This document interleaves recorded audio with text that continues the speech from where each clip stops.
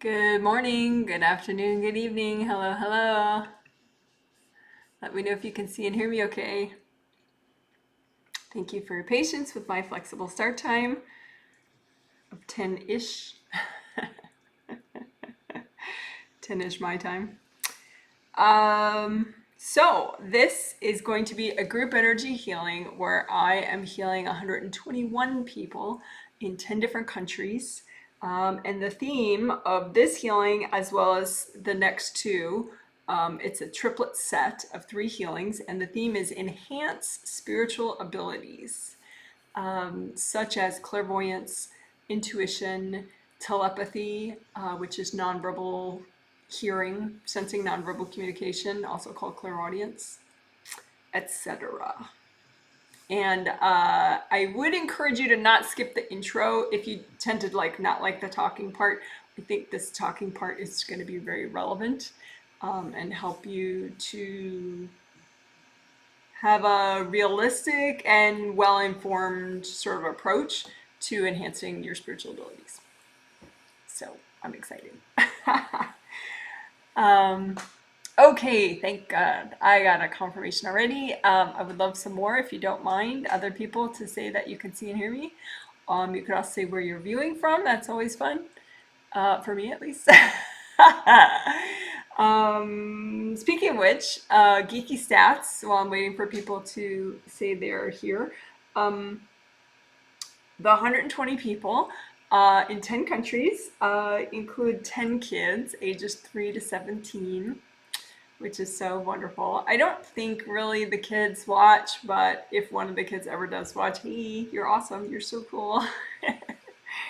Okay, and then of the 121 people, 95 of those people this time are in the US, 7 are in Qatar, 5 are in the UK, 4 are in Canada, 3 are in the United Arab Emirates, 2 are in Spain, 2 are in Bermuda, and 1 each in Portugal, Luxembourg, and South Korea. So hello, hello, hello to everybody that I'll be healing today. Very happy to be working with you. And also hello, hello, hello to everyone who's watching live. Some of those people are the people I'm healing, and some of those people were not able to purchase this set and just are healing themselves as they watch, which you're welcome to do. This set went on sale a month and a half ago, roughly, on the 15th of April, and it sold out pretty fast, probably within 20 minutes. It's a popular theme, enhanced spiritual abilities. Oh, good. Thank you so much for my extra confirmations. I can see and hear you. I can see and hear you. All sorts of cute emojis. Viewing from Chicago. Yay. Hello, Chicago. Can see and hear you from Los Osos, California. Well, hello. Sunny and 56 degrees. That's nice. All sorts of cute emojis. It is cloudy, but it's sort of a bright cloudy here today. It's not like in the winter it's a dark cloudy, but this is a bright cloudy. And I think we're going to have rain off and on for the next 2 days, but we did have no rain for maybe 5 days, so that was exciting.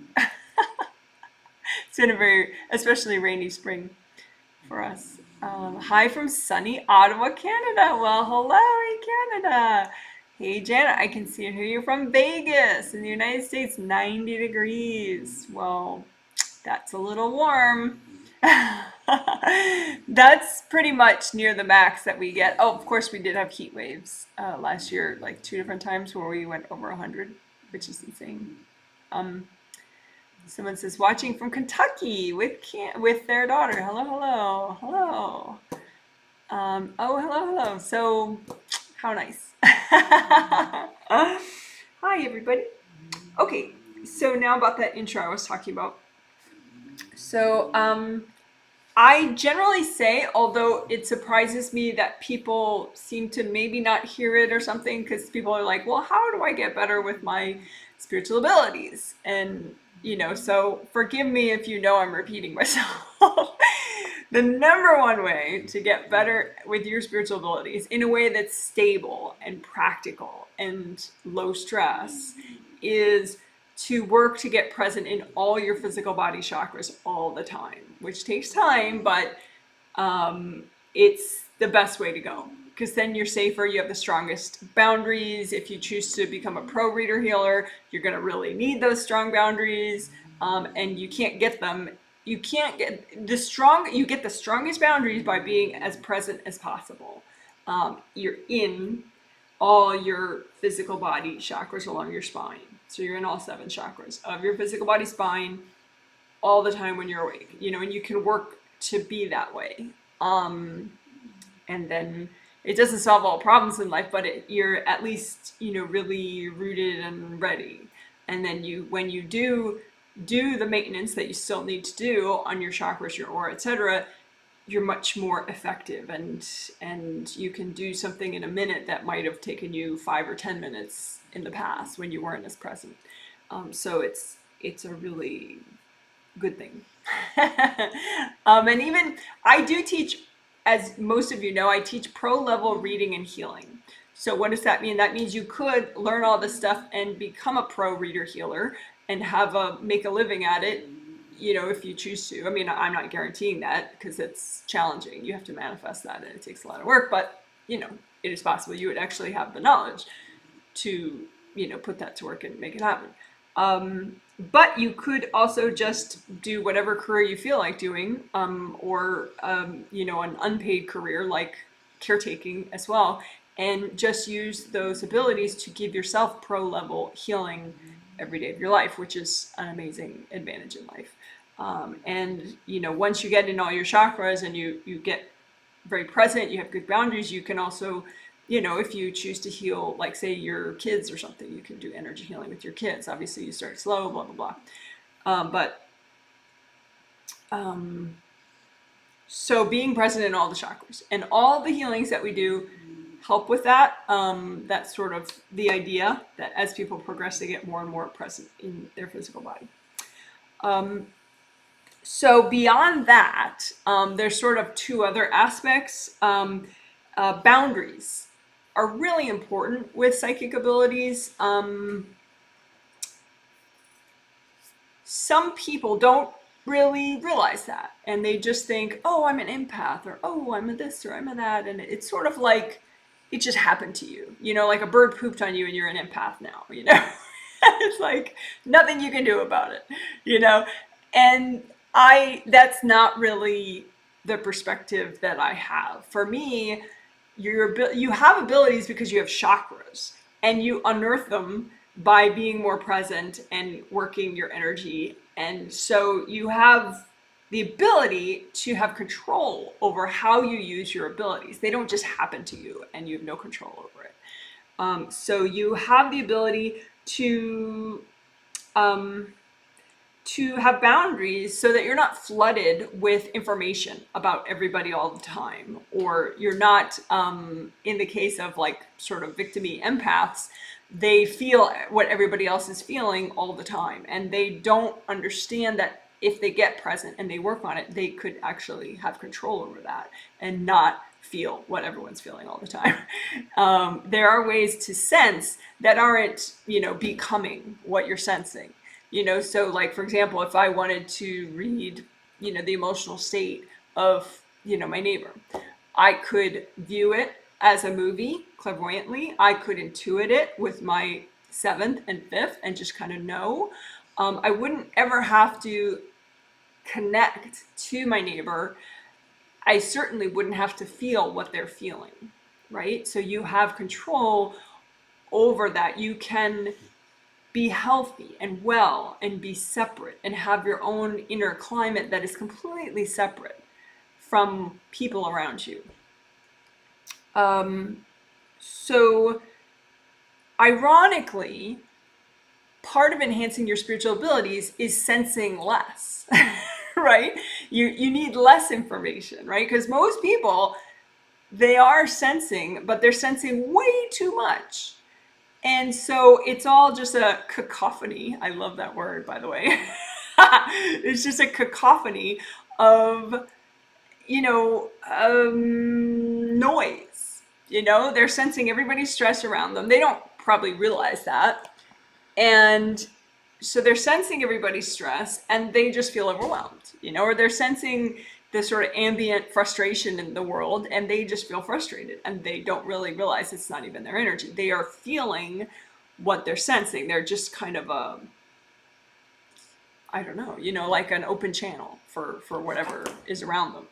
That's the opposite of what I'm helping people to do. I'm helping people to get very, very present, have very strong boundaries, so that through maintenance, not through, a bird pooping on you and it just happens or it doesn't, right? Don't be victim-y and be like, oh, boo-hoo, I need to repair my chakras today. Just get it done. It takes like a minute. So just, you can be present and you can choose what you want to sense and what you don't want to sense and how you're going to sense it. So you can view it, you can intuit it, all sorts of very subtle things that aren't feeling it without control, and feeling it within you as your own emotion, which is not healthy, and overly stressful. A lot of people go for that sort of bird pooped on you level of spiritual abilities, like that. They never realize that any of this stuff is workable, malleable, customizable, and so they just do what they do and they don't really think about it, they don't look at it, they don't, whatever.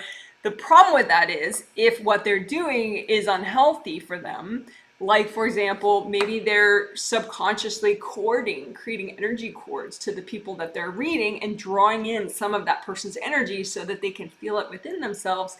That's crazy unhealthy and really taxing for the physical body. So sometimes, to use an example, I used to live in Chicago for many years, as many of you know, and there were these psychic fairs, that this one store would have, and there would be these tarot card readers who were, they had been reading for a long time, pros for a long time. And they must have looked like 20 years older than they actually were. I'm getting blocked up just thinking about it. Because they courted the people that they were reading for, and they ran their energy, that person's energy, through their body. So their body was like so taxed, and it really ages the body and stresses the body, and your body can manifest like significant health issues that wouldn't have to happen just because you're taxing it way too much by letting it feel whatever is around or whoever you're reading or whatever. So anyway, that's the point. The point is, if you have boundaries, you don't cord people, you melt away the cords when they cord you, then you're not going to be that way, and you're going to help your body to feel better, and so it's more fun and safe and healthy. So that's that. Boundaries, not being flooded with, sensory stuff, having control over what you sense and how much you sense and who you're going to read, when you're going to read, and if you're going to read. So it's not like this always on, full on 24/7 thing. And also being able to fine tune. The third thing is being able to fine tune, meaning like tweak, because you're more present and you have more boundaries, and you're not flooded with senses, sensory perception about everyone else.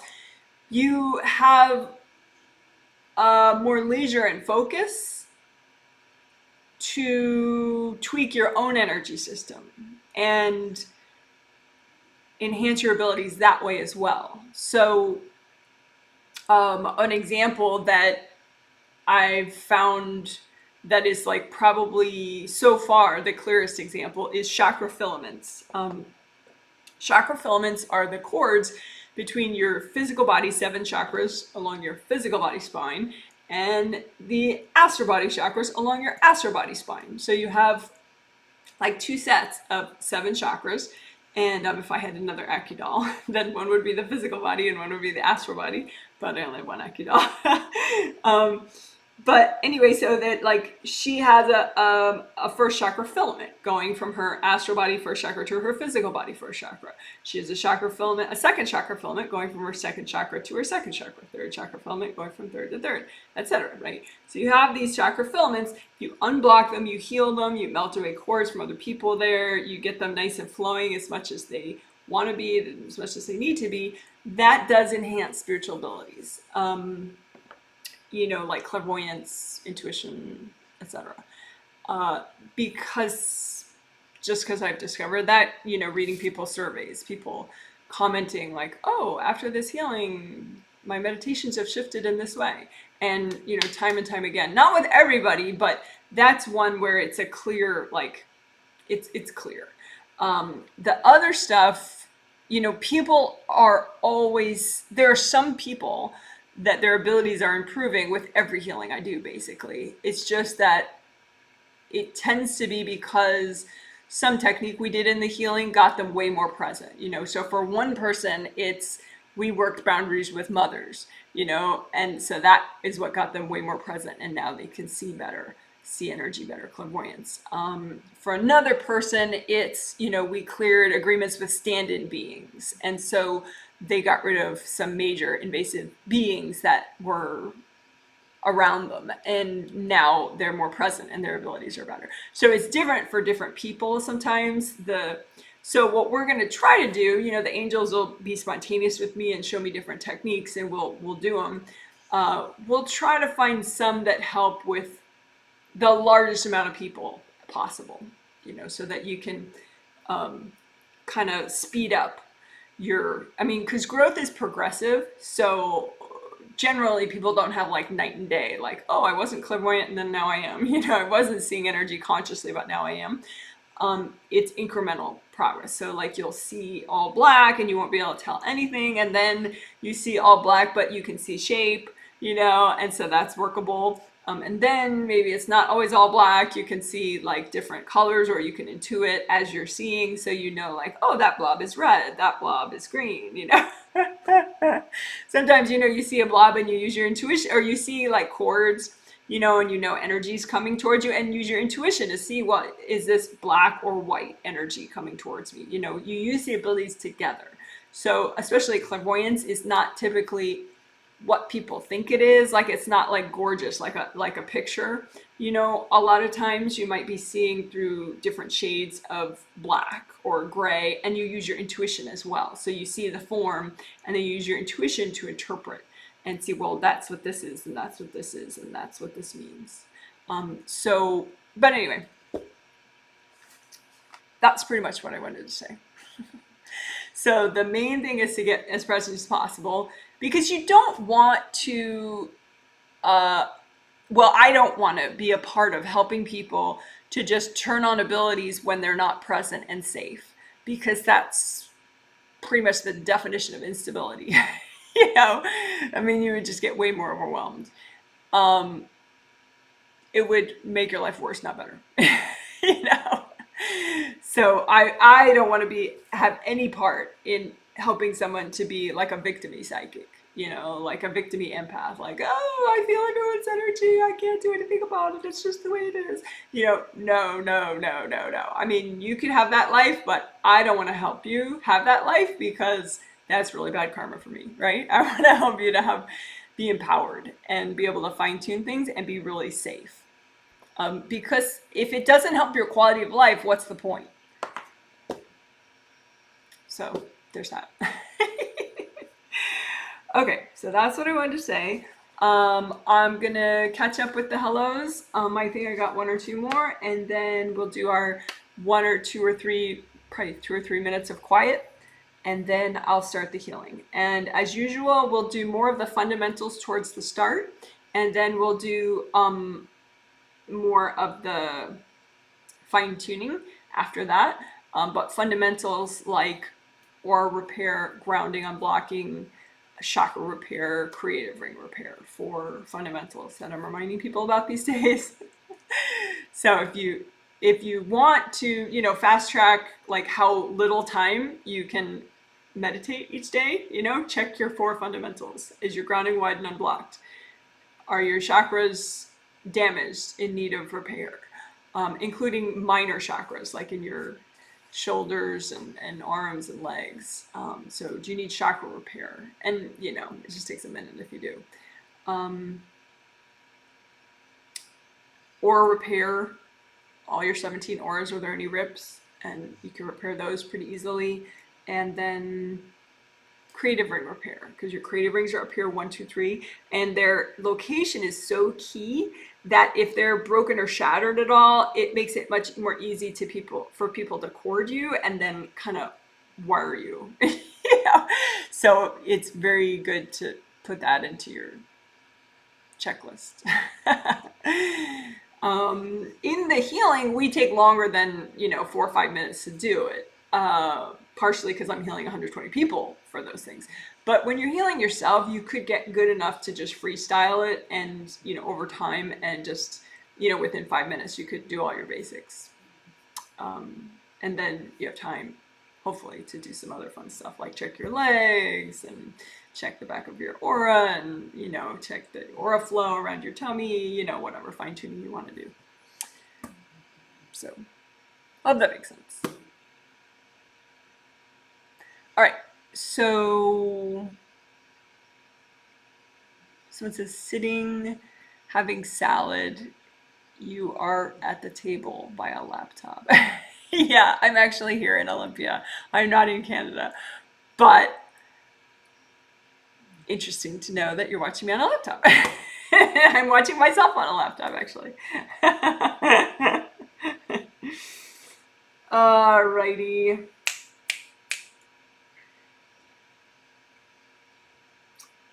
Yeah, so we will finally have me be quiet for 2 to 3 minutes, which I don't know about you, but I do enjoy that part. Silence is golden for sure. Right. And then after that, after the silence, towards the end of the silence, I'll be starting the healing. You'll see me go like that. That's how you know I started the healing. And then soon after that, I will talk out loud, and the walkthrough starts at that point. And so you can heal yourself based on me describing what I'm doing. It's like a walkthrough, an all levels walkthrough, in case you want to heal yourself as you watch. All right.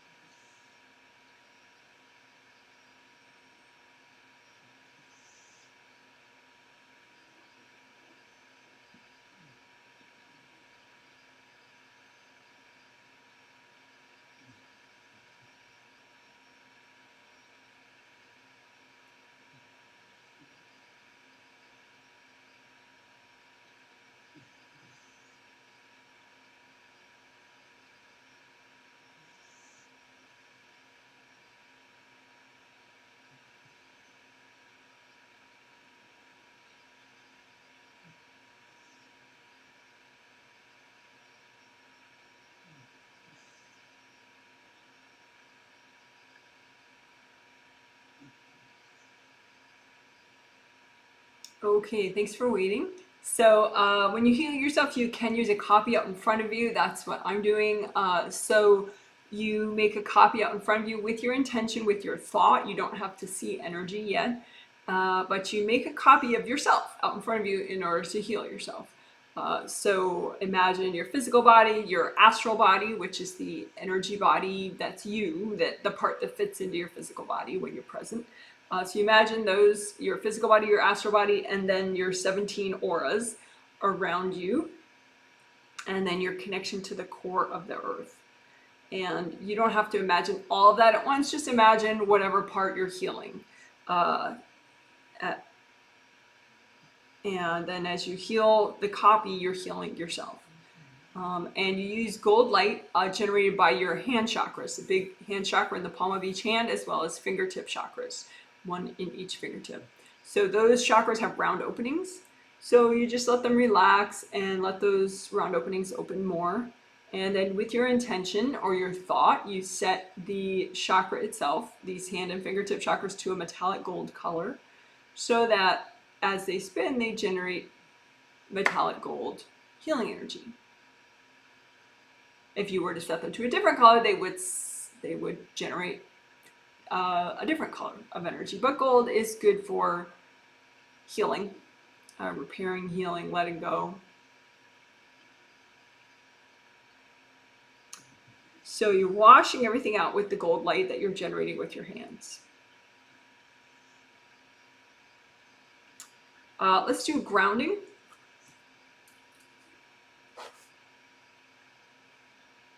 I'm taking notes because later, within a day, there will be a detailed healing summary in the comment section with timestamp links so that you could jump around to different sections or repeat a section easily using the timestamp links.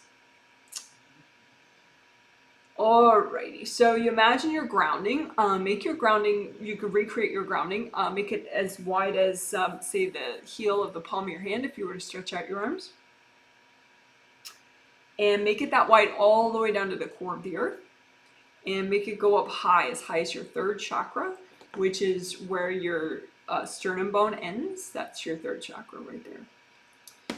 So, and make your grounding red or orange or yellow. You can even test each of those three colors just to see which one is a faster downward flow for you.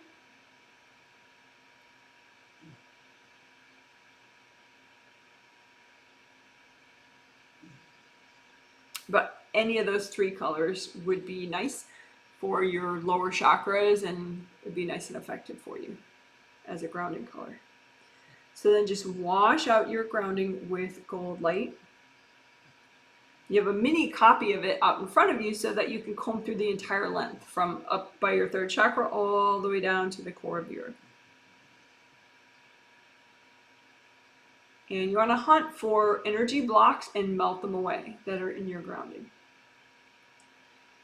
The most common way people's grounding gets blocked is like the whole back half of it will get blocked up.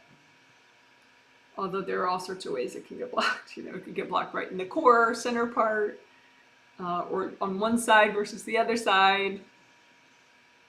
But so you just use your imagination or your thought or your intention if you can't yet see energy. And you imagine the energy blocks like big stacks of black rocks and surround them in gold light until they melt. Whew. So you just keep finding more energy blocks and use the gold light so that they melt away. And you can have energy blocks right at the base of your grounding, right before the core of the earth, kind of plugging it up. We don't want that, so you can imagine those and surround them in gold light and melt them.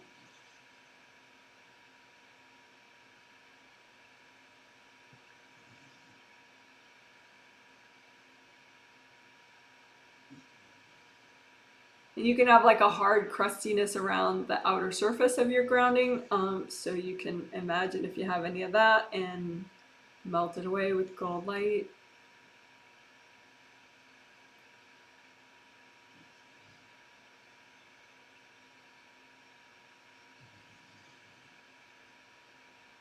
And again, check the very bottom in case you have energy blocks at the very bottom and melt those. All right. So then indie grounding is also a grounding exercise where you imagine the outer surface of your grounding as it goes down, all the way down, and you melt away any attachments or connections between your grounding and other people's grounding. Just melt all that away, because it's going to mess up their grounding, it's going to mess up your grounding, so that's silly. So just use the cold light and melt away any connections to other people in your grounding. Even if you have young kids, it's best if they have their own grounding and you have your own grounding. Better for both of you.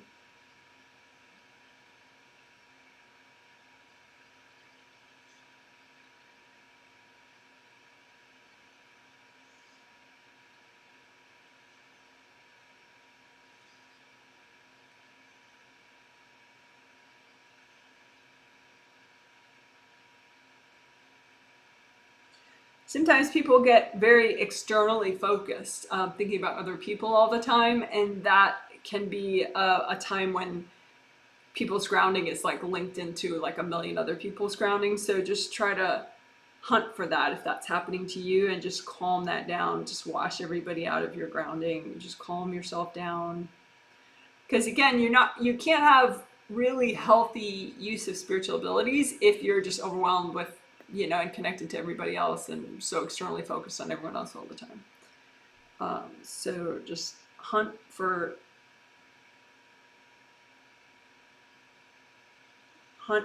ways in your grounding where people are linked in, and just melt those away.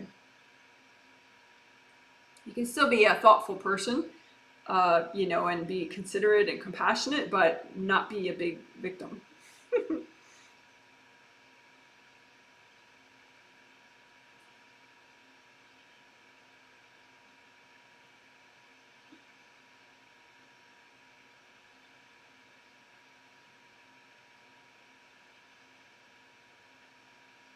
All right, good job. So that was indie grounding.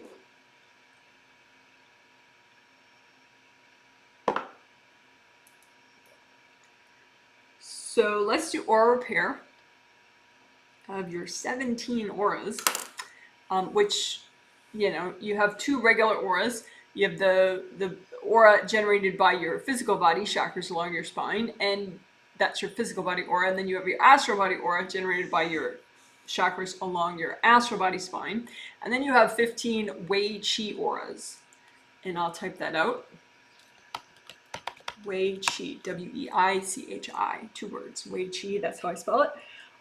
Wei Qi is a traditional Chinese medicine concept, although that there are 15 Wei Qi auras. That's something that angels taught me, so you probably won't find that elsewhere.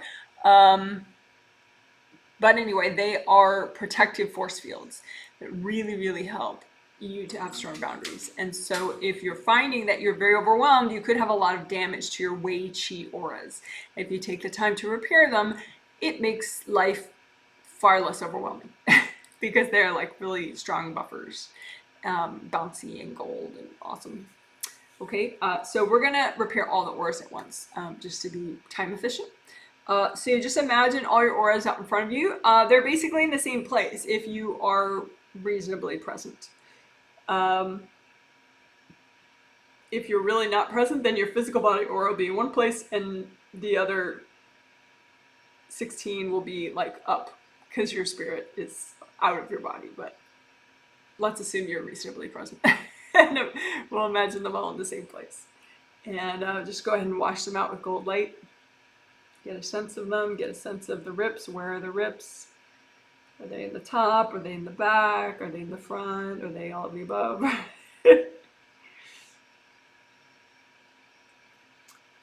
And you're going to use gold light to wash out the rips and repair them.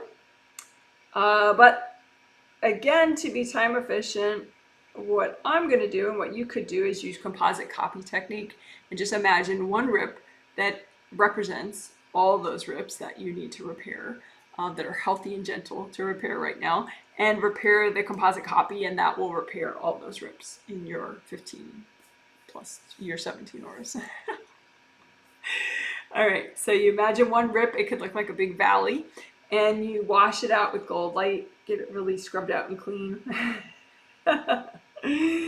And you can use sticky gold wax, which is gold light that hardens on whatever's not you, and then you remove everything like a big chunk and give it to your angels, right? So fill your composite copy rip with sticky gold wax, and then lift all the junk out and the wax together, give it to your angels. Angels, here you go. You have angels whether or not you do that. So if you say angels with your mind, with your thought, they hear you, okay? So again, fill the composite copy rip with sticky gold wax, have it stick to anything that's not you, and then lift all that junk out at once, give it to your angels. Angels, here you go. So now you should be able to get really good contact with the ripped surface, and so the rip here can go well. So just use the gold light, and as it repairs, the rip gets less deep and sort of grows back.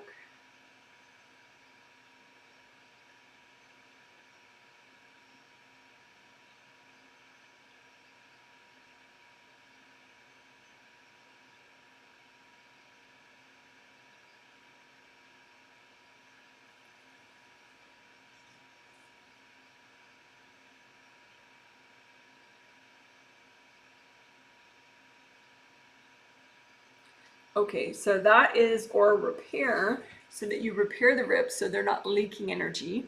Then we're going to do melting away aura scarring, which is also important because when you've gotten all the leaks repaired, all the rips repaired, you can still have like a hard bumpy scar, and that does not make you stronger. That's actually a weakness in the aura. So that if someone throws later, it rips much more deeply if you're scarred up, if you haven't healed up all the scars. So just imagine all your aura scarring in one place, a big, hard, yucky, scarring mess. And then just melt all that away with gold light. We're melting away aura scarring in any of your 17 auras.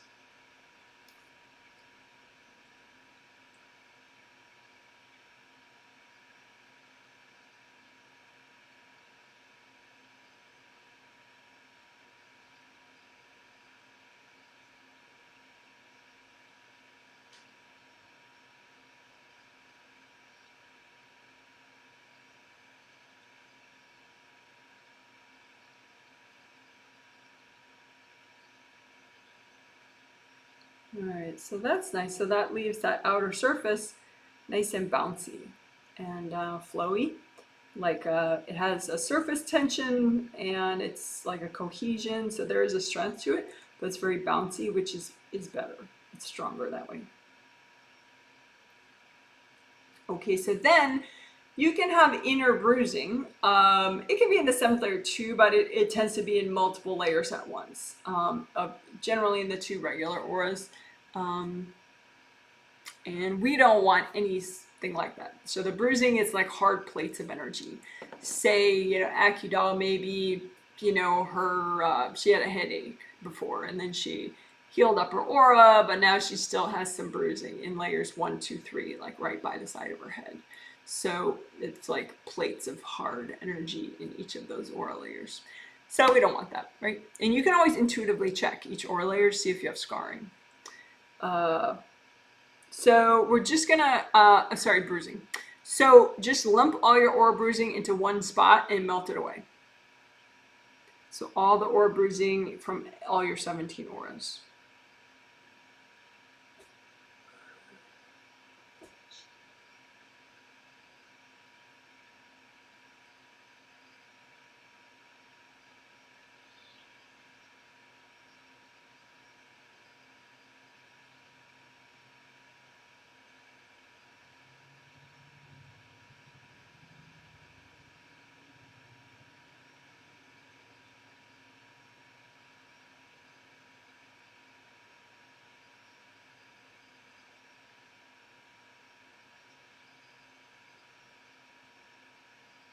So again, we're using gold light to melt away aura bruising. and try to have a more empowered perspective on this, like that you're strong, this only takes a minute, it's not a big deal, you can do it whenever necessary, you know, versus like a woe is me, why is someone doing this to me, blah, blah, blah. Because life by default is not really gentle. And so if you're going to get into a space of like boo-hoo about every little, you know, scrape and rip and bruise and whatever, it's not going to be a fun life.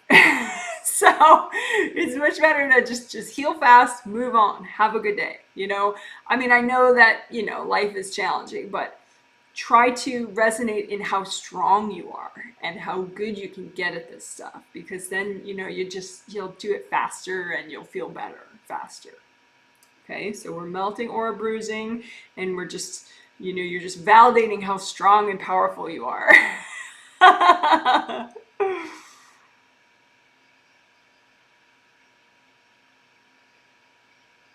You know, I am an eternal spirit, right? You all are eternal spirits. You've had multiple past lives, which is cool. And you can use gold light and heal yourself, which is cool. All right, so that was melting aura bruising.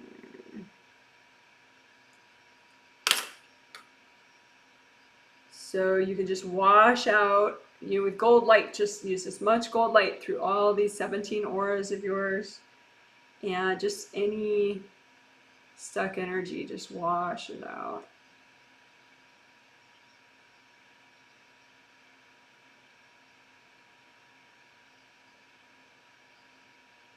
Especially stuck energy in the bottom of all the auras, so like even from the waist on down, but definitely below the feet.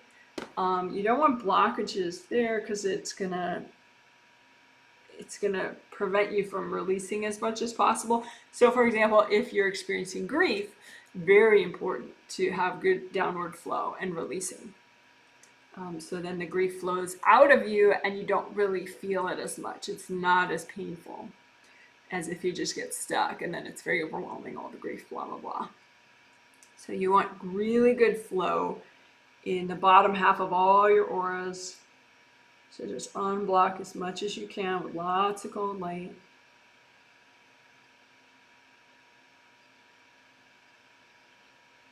And that stuff, you know, sometimes people say some, in my opinion, very disempowering things about grief, and they say, well, the pain never gets better, blah, blah, blah, blah, blah.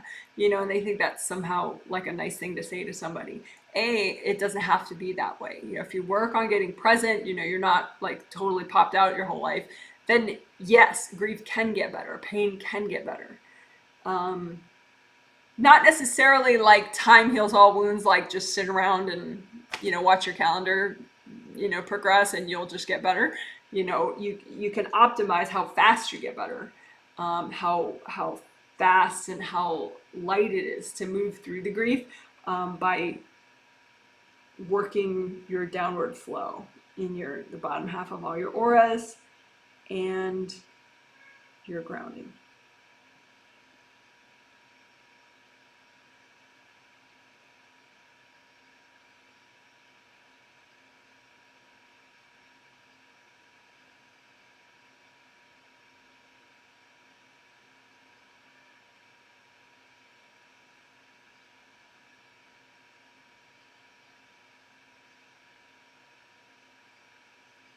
You can think about, you know, I can release my grief. I can release my sadness. I can release my anger. I can release my fears.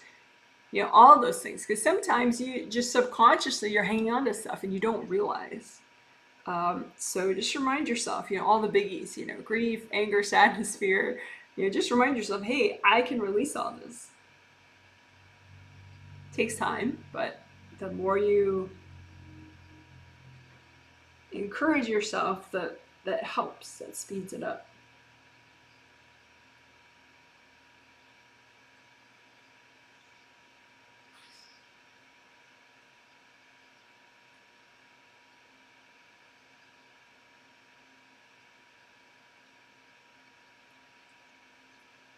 Alrighty, so that was a whole bunch of releasing we just did.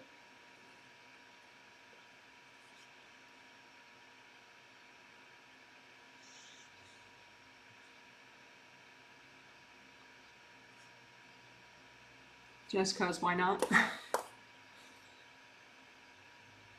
And we did unblocking too of all the auras.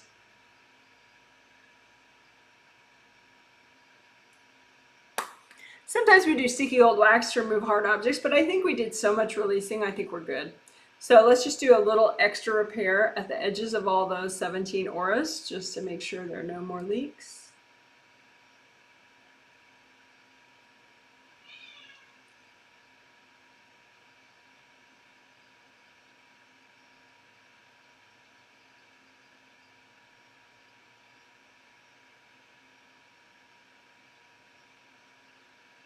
Double check your grounding, make sure it's flowing and wide as your whole aura, and floats all the way down to the core of the earth.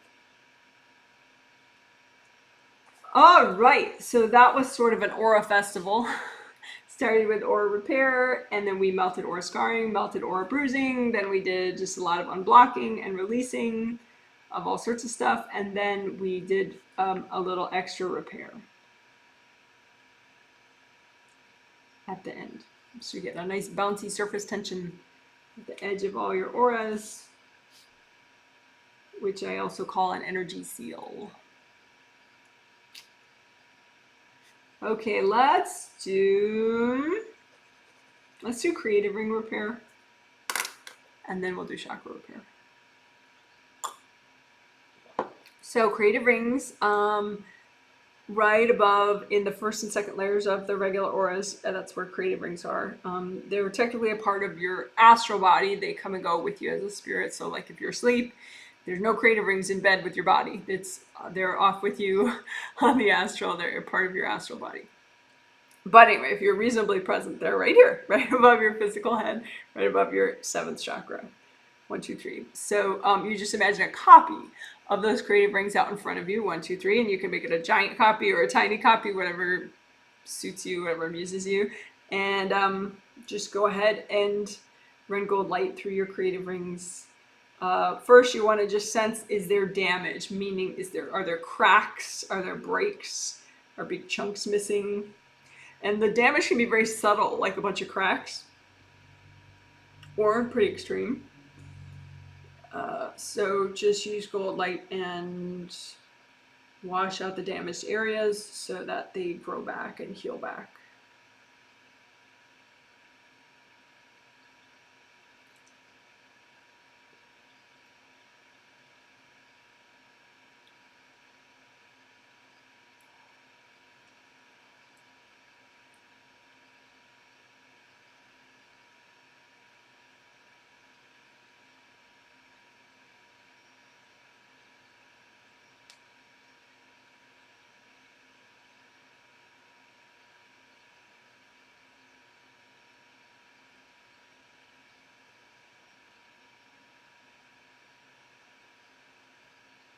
You can heal the undersides of them. You can like turn your copy upside down to heal the undersides of them if you want. The undersides, they can get like gashes in them, like really deep scrapes. And so you just wash them out with gold light and they heal back up.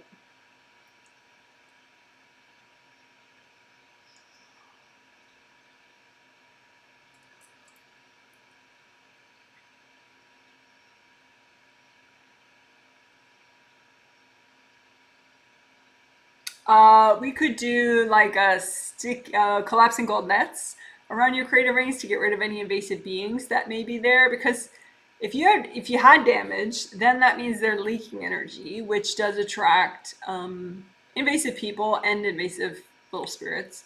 Of course, you're a giant spirit, so it's kind of silly. It would be like an elephant being afraid of an ant, like one ant.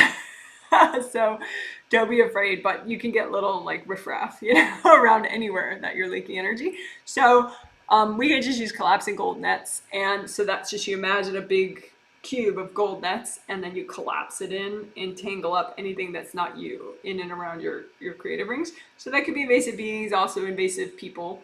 And so just tangle all that up in your gold net and give it to your angels. Angels, here you go. And do a little more healing of your creative rings. And then we're going to do another collapsing gold nets. So big cube of collapsing gold nets. And you can also, you know, have the netting go clean out your 7th chakra too while you're at it, which is in the top of your head.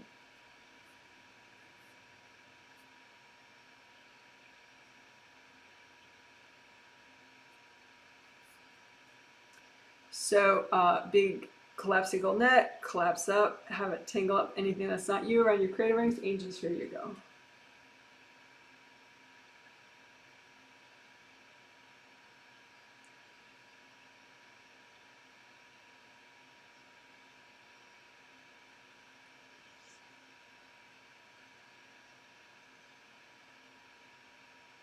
If you had your copy upside down, you can turn it right side up again.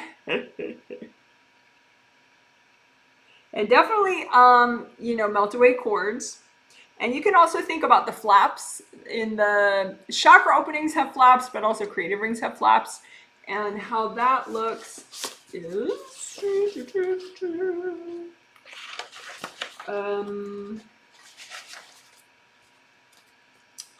like this. So if your flaps are open, that means your chakra is kind of irritated. And these flaps are around the outer surface of, you know, like the side of the top creative ring or any of them. But you want to focus mostly on the top one, because fixing that fixes for the most part, the other rings as well. So say you have some cords going in like here and here, or here, here, here, and here. I mean, they could be anywhere, but a lot of times they're like right in the front, right in the back, or at the sides. And so you can have energy blocks and or cords that are just kind of irritating the whole system. Cords from other people, that could be taking energy away or sending energy, and either way that's going to be an irritant.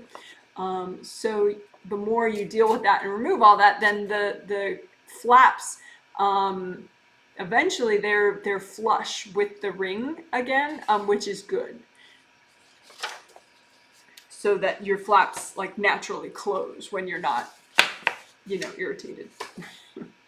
So just be aware of your flaps of that top creative ring, and just keep melting cords and unblocking with gold light, melting away energy blocks until those flaps naturally fall all the way closed.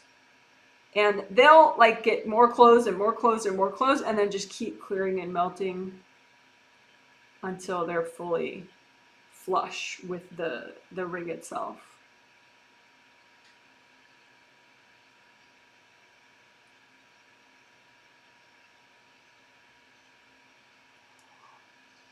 And these cords can be from people.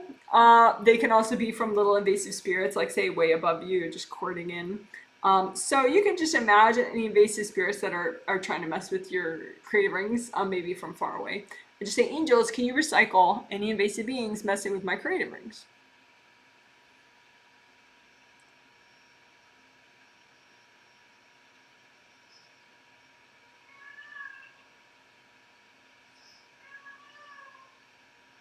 Bambi. Shush.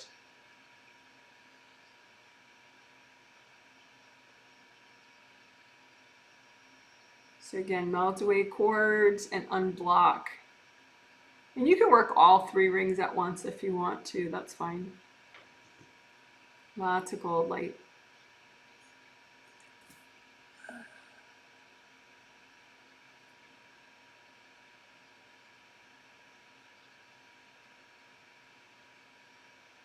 All right. And then I'm just unblocking above that in the top of the aura with gold light. A little extra unblocking for the 7th chakra.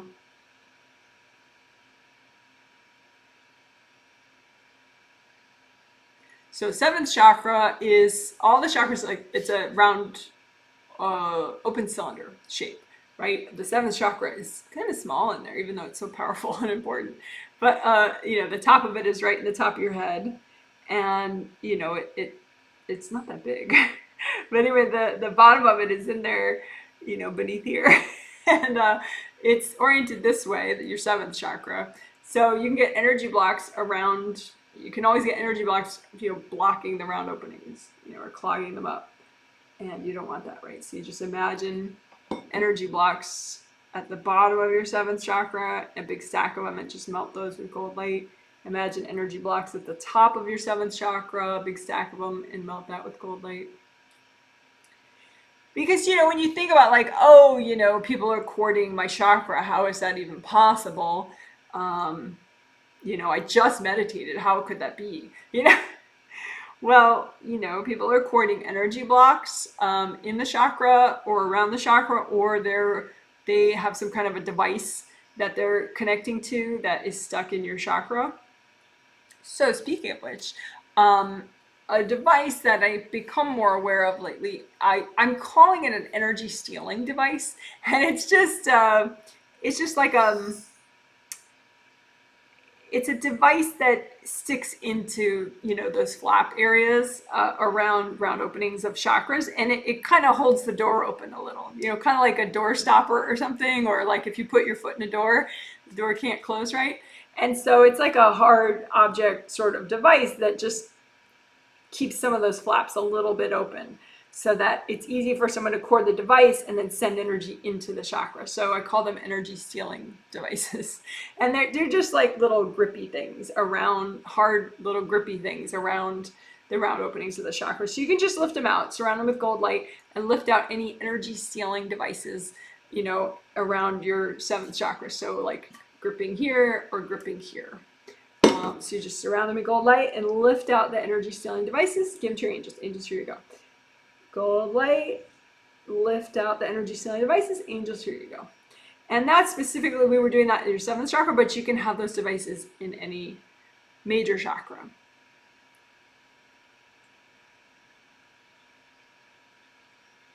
So if you notice like a certain, person is able to cord you really frequently, that could be part of it, especially if you do repair your chakra and so it wasn't damaged and that you unblock it pretty regularly, then maybe, they have a device, a little grippy device there, and they're cording the device.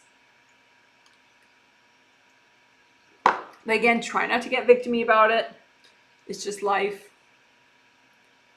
It is what it is. Just get rid of it and move on with your day so you can have a good day.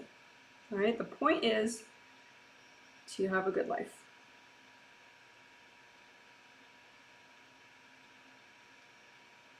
All right, so what were we just doing? We were just getting rid of energy stealing devices around the 7th chakra.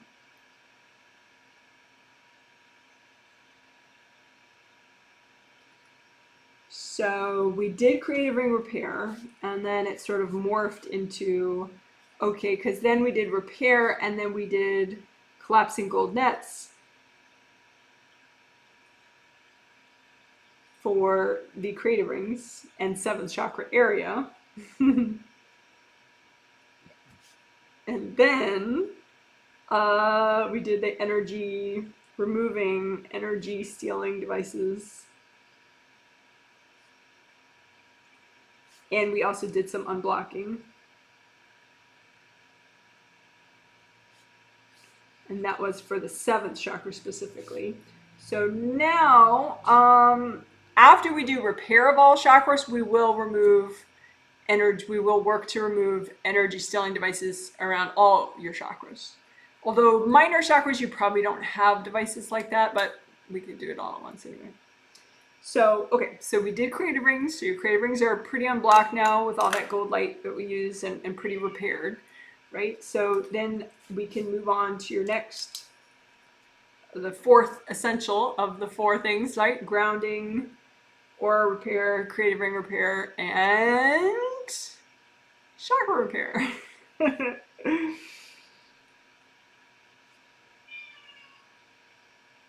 Bambi! Bambi's getting so, she's one of our cats, and she's the brown fluffy one. And she's getting so much more like vocal and kind of bossy in her old age. It's kind of funny.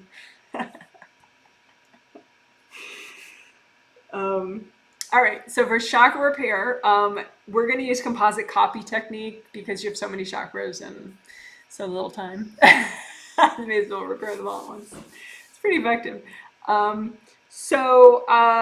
Just imagine create a composite copy with your thought or your intention.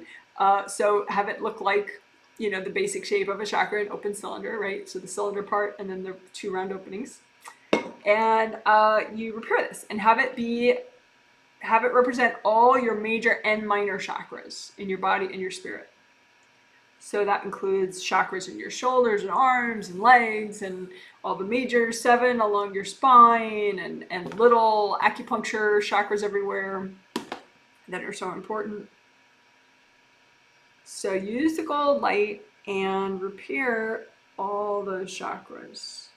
So what does chakra damage look like? Well, it could be like a scratch or a gash or a little hole that shouldn't be there or a missing piece or a little chip missing. Certainly we're melting cords too, melt cords out of all these chakras. The only cord that I suggest that you keep is if you are a parent of a young child that's 13 years or younger, you just keep the one cord to their first chakra of your young kid. But if your kids are older than that, cut it out. It's not going to help.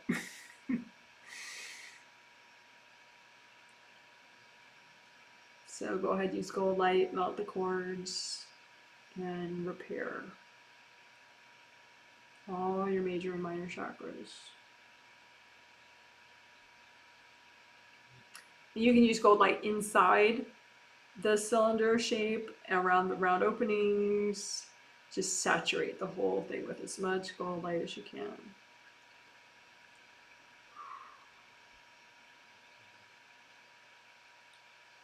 And, those energy stealing devices, they would be clamped around the round openings. So you could just use a lot of gold light and just kind of loosen them up and ease them out and give them to your angels. Angels, here you go. And do a little more repair. And then we can remove some more energy stealing little clampy devices around the round openings. Just loosen them up with gold light, ease them out. Angels, here you go. Just do more repair. And again, those energy stealing devices, I explained those just a few minutes earlier, and I'll have the explanation of it timestamp linked. So if you want to listen to it, but they're basically just hard little devices that people put around the round openings of a chakra so they can cord you more easily. But you can remove them. Angels, here you go.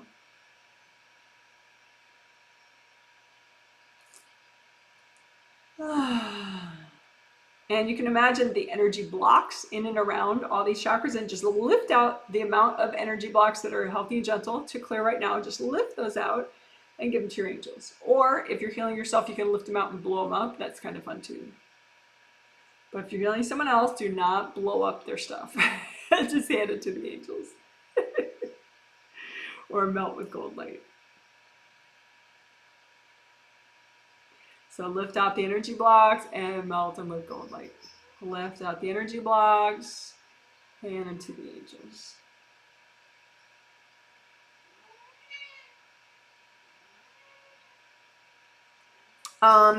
You can say, if you have any invasive beings messing with any of these chakras, say, angels, can you please recycle any invasive beings that are messing with these chakras? And if there are any being tunnels, which are little passageways that these invasive beings can use, can you please recycle any of the being tunnels, as well as any of the invasive beings?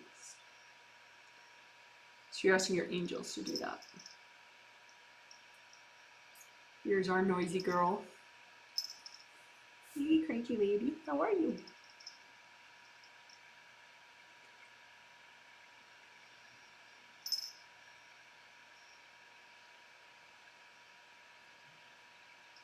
So again, angels, can you recycle any invasive beings or being tunnels that are messing with my chakras?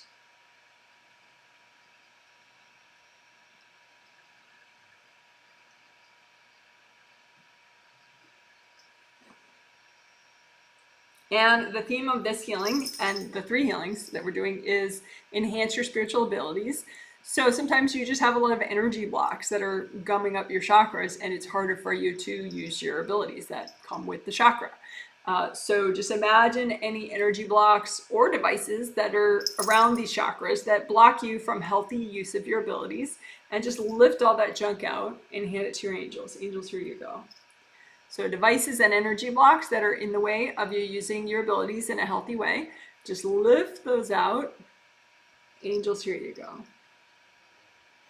And a little bit more chakra repair and unblocking. Now that you've done that, just extra gold light. All right, so that was chakra repair and chakra unblocking. And also we did remove more of those energy stealing devices.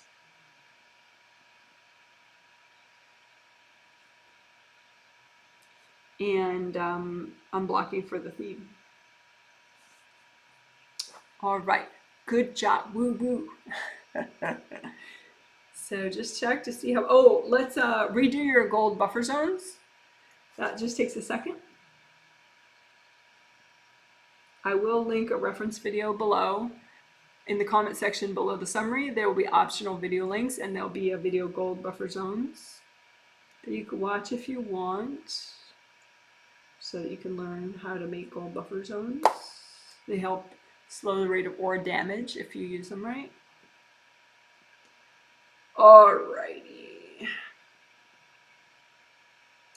But in the meantime, you can just say, angels, can you make gold buffer zones for me?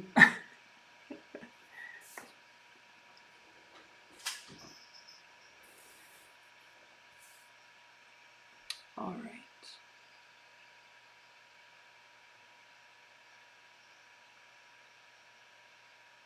Okay, so now I already talked like a good 20 minutes in the intro about what we're going to do and why we're going to do it to enhance your spiritual abilities. So if you skip that intro, I would suggest you not, because it's a good orientation to what we're doing.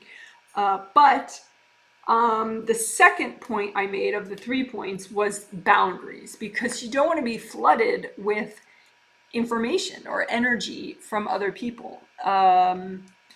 Like all the angry people around you, or all the stressed out people around you. And this is especially important, I think, if you live in a city, or a place with more population density. It's more likely that you could get, you can get flooded with energy from other people anywhere, because distance doesn't really matter as far as energy. But say, like when I lived in Chicago, I had to have more boundaries with, sort of ambient frustration and fear and whatever than I do here in Olympia, Washington, because the population is so much less and there's more trees and less people, which is literally what I wanted. But the trees like sort of buffer and mellow the people. In Chicago, there's way more people and not as many trees, and so the people are just sort of driving each other nuts on a subconscious level. I'm exaggerating, but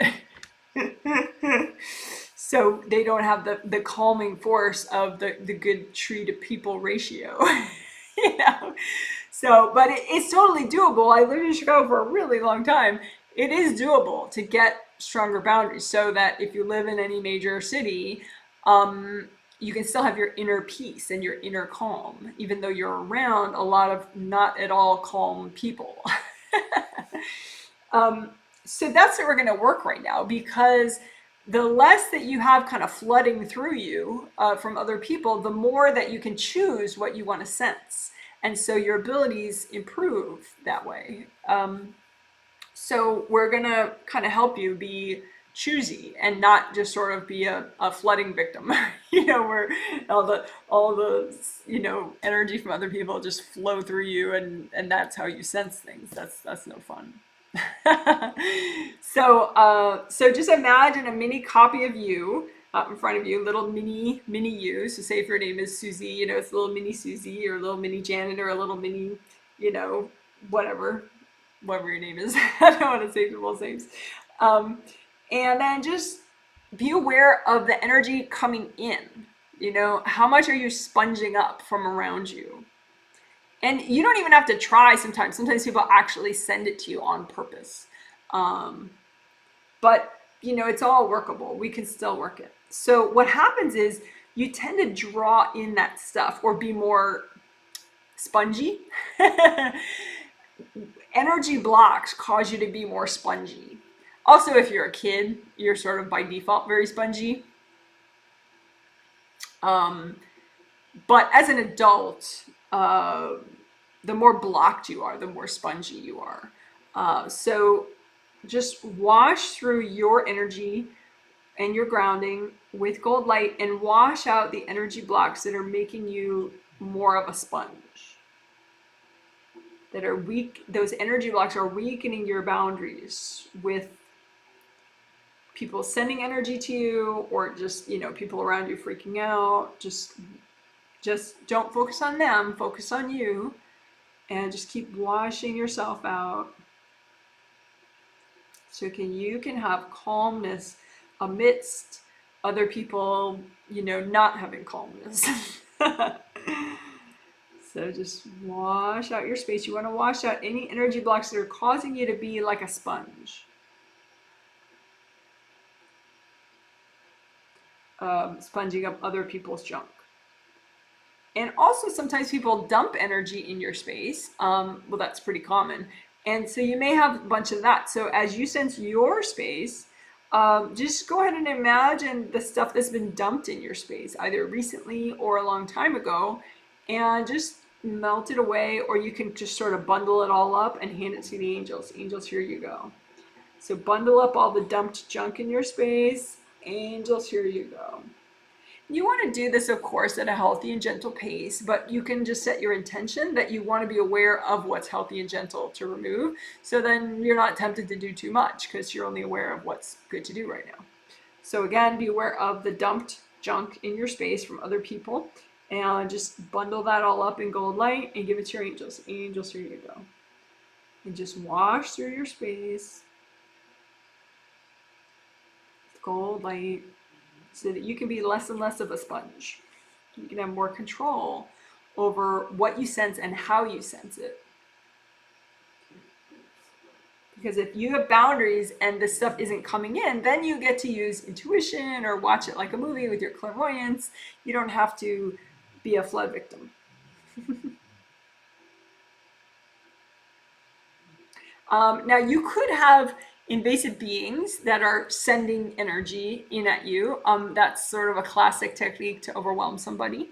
And so just imagine little mini you, and just imagine, you know, any invasive beings like that are probably outside of your space at this point because you got such a fabulous healing so far, so they moved out. But, you know, you can imagine them as like little invasive stars around you, you know, trying to send energy in, and just say, angels, can you recycle all these invasive beings trying to mess with me? And just relax while your angels do the work for you.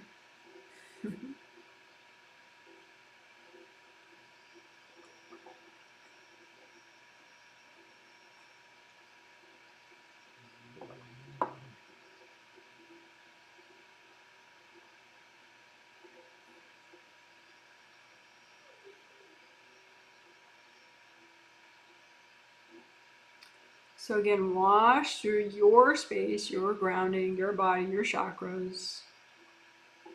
Melt away the energy blocks that are causing you to be more of a sponge, more passive, like a passive recipient of whatever comes your way. And just melt away all that so that you have boundaries. You have an inner climate that is separate, that you can tune however you want. So you could vibrate at enthusiasm, at motivation, or at rest, or peacefulness, or excitement, whatever you choose. You're not just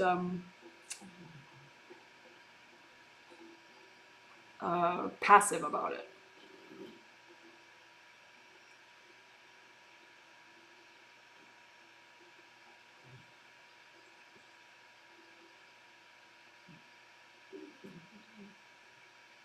Now, you can have baggage that makes you predisposed to feeling certain things from yourself and others. So for example, if you have a lot of past life grief that you're still carrying around with you, or past life anger, for example,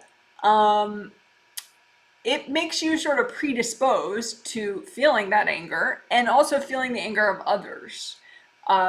So feeling it in not a fun way, not like a, just a gentle sensing intuitively, but like literally like having it dictate how you feel, right? So we don't want that, right? So what we're gonna do is we're gonna clear baggage. So what did we just do? How do I describe it?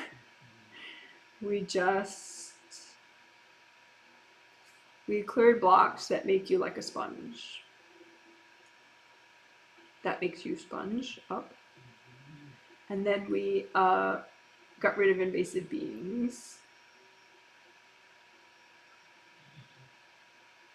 Sending energy. So now we are, we're clearing blocks that make you predisposed to a certain imbalance, like grief, depression, anxiety, loneliness, fear, although fear and anxiety are the same thing. You get the point. Anger. So we want to get rid of enough of your inner baggage so that that's not like your default, to be stuck in these things. Because if you are stuck, then that messes with your boundaries. And so then you're not only going to be feeling your own grief, but you're going to be sort of vibing with everybody's grief, which, wow, that's a lot, right? Who needs that? So just make a big gold blanket out in front of you. It's time for the gold blankets. So much is triggered, right? Double check your grounding. All right, fine. Double check your grounding. I tend to trigger so much, so that's not good. So make a big wide grounding, red or orange or yellow, all the way down to the core of the earth. Make sure your grounding is really flowing like a giant waterfall, even behind you. Comb through the copy of your grounding. All right, so that was regrounding. Now make a big gold blanket out front of you and dump all your inner baggage that predisposes you to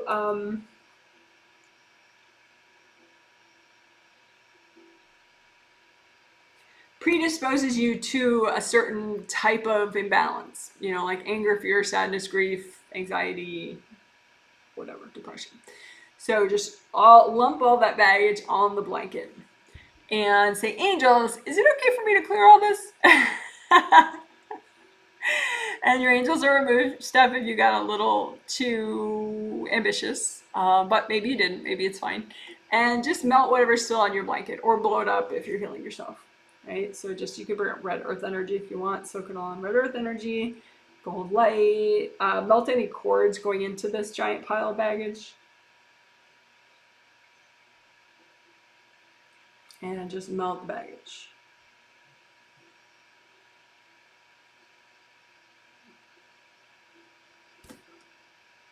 If you have any leftovers, say, angels, help me clear that. Please. So let's do flower healing, and then we'll do that again, and we'll do flower healing, we'll do that again. So we did blanket.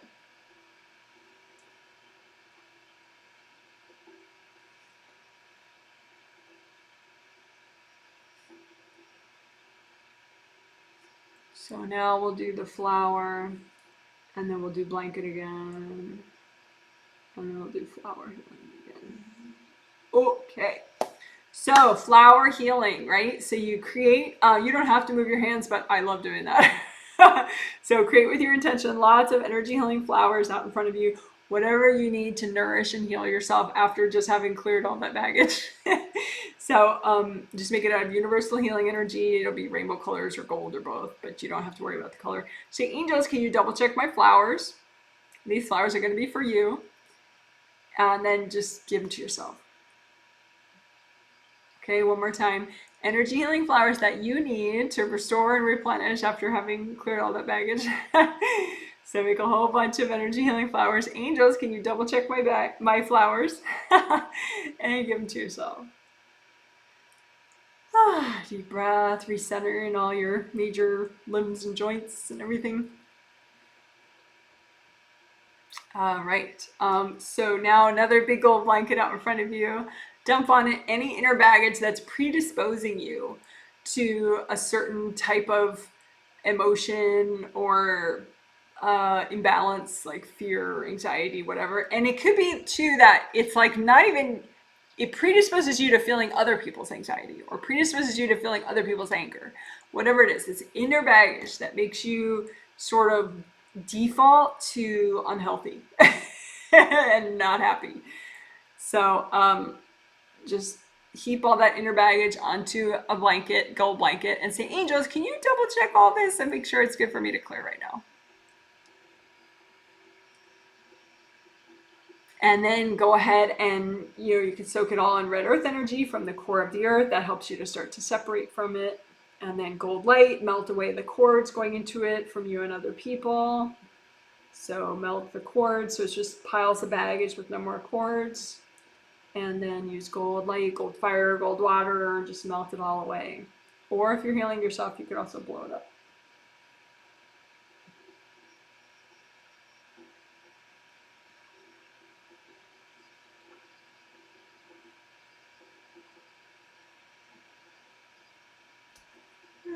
If you have any left over, you can say, angels, can you help me clear that?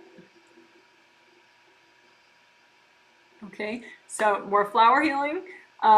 Any out of universal healing energy, just make a lot of energy healing flowers for yourself, whatever you need to replenish and restore after having cleared all that. So make a lot of energy healing flowers for yourself. Say, angels, can you double check my flowers? And then give them to yourself. All right, one more time. Make energy healing flowers, whatever you need to restore and replenish out of universal healing energy. And say, angels, can you double check my flowers? And give them to yourself.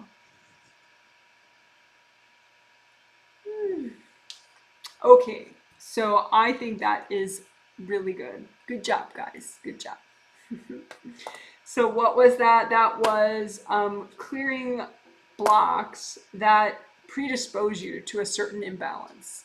It could be, like your own, predispose you to feeling your own past life grief and sadness or anxiety or anger or whatever, and or feeling other people's fear, anxiety, whatever, shame, blah, blah, blah.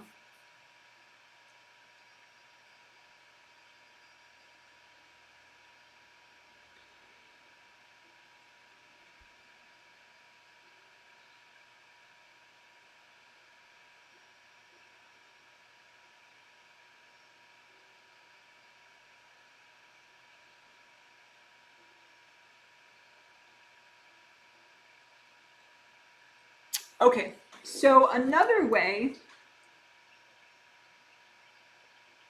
that you can be, the second issue, the second point of 3 that I talked about in the intro was, having boundaries so that you're not flooded with external information about who's angry, who's sad, whatever. You're not overwhelmed just with, whatever you're feeling from the world. Another way to do that and to have boundaries with that so that then you can choose what you're sensing and how you're sensing, is to clear any kind of a hero complex or savior complex or also victim complex.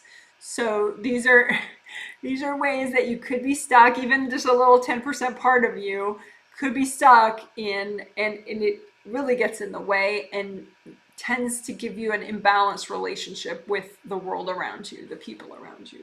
So there's hero complex, there's martyr complex, victim complex,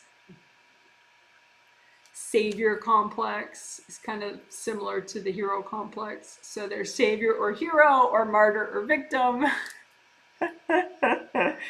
And something happened maybe in a past life or in this life that got you to feel in this sort of imbalanced way. And so when you're stuck, say, for example, if I'm looking at someone who's stuck in sort of a savior complex, they are less likely to see the abilities of those around them, and they're more likely to be aware of how they can help those people.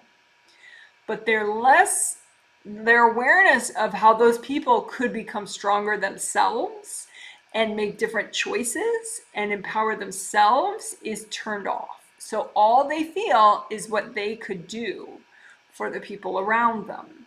And it puts them into this savior complex kind of mode where it's basically a very, very, very high percentage of what they do is help, help, help, help, help everyone around them. And can you have a life where you help people, but you're not stuck in a savior complex or a hero complex? Absolutely. You can be compassionate, you can be aware of the suffering of others, but not be stuck in a hero complex about it or a savior complex about it. If you're not stuck in that, then you tend to be able to have a better balance in your life and choose. Maybe you also want some hobbies. Maybe you also want some rest and some peace. And maybe you also want, to travel or to manifest something different or, it's not like a compulsion. And it's not so all-consuming then to help other people. So hope that makes sense. So we're going to help you clear basically baggage, old baggage that might be sticking all or part of you in a hero or savior complex or a martyr or victim complex. So hope that makes sense. And it's not to blame the victim, it could be something really stressful that you went through, and that's how you got this baggage that now has you stuck in a victim complex. So it's not to mock you or anything. We're going to help you. And it could be, like I said, just a fraction of your energy and very subconscious. So it's nice to work, because you never know. I mean, it's nice. And that way, you're less likely to be distracted by your awareness of other people, and you're less likely to be overwhelmed by your awareness of other people if you clear these things. And you can clear more and more over time. We're going to do some now, but you can work more with your angels on it as much as you need. Okay? So we're just going to, we could do the gold blanket again. Big gold blanket. So make a big gold blanket out in front of you. So that was explaining. And so now we'll reground real quickly. So recreate your grounding, big, wide, and flowing, even in the back, red, orange, or yellow. Okay, so then now we will do. So make a big gold blanket out in front of you, and you can make all one pile of baggage, or if it's more interesting for you, you can make 2 piles of baggage, okay? And so on one side, all your inner baggage that catches you up in a savior or a hero complex where you have to save everybody. And then another pile of baggage that catches you up in victim or martyr complex. So your victim and martyr baggage and your hero and savior baggage, and just see, how big each one is, and is it surprising for you?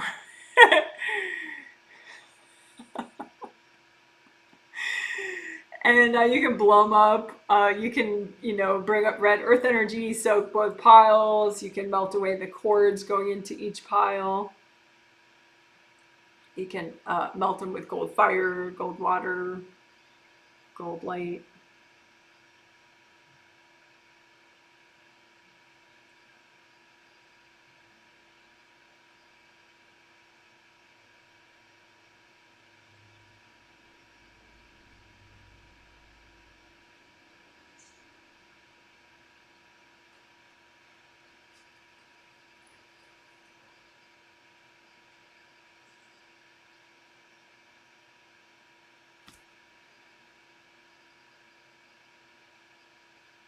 Okay, so let's do one more set of piles in case your spirit's like, yeah, let's do more.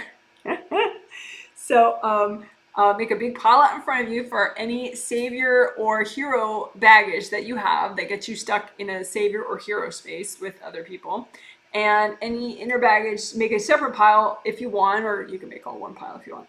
But any victim or martyr baggage that you have that gets you more likely to be stuck in sort of a boohoo, victim-y feeling.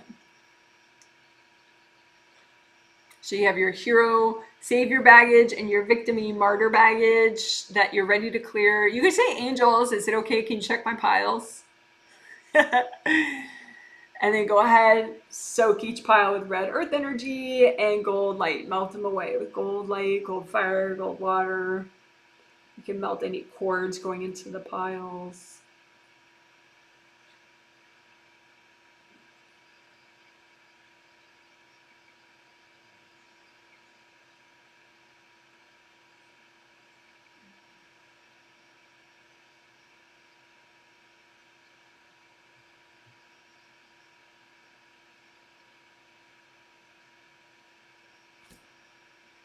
All right, if you have any left over, just say, angels, can you help me clear it out?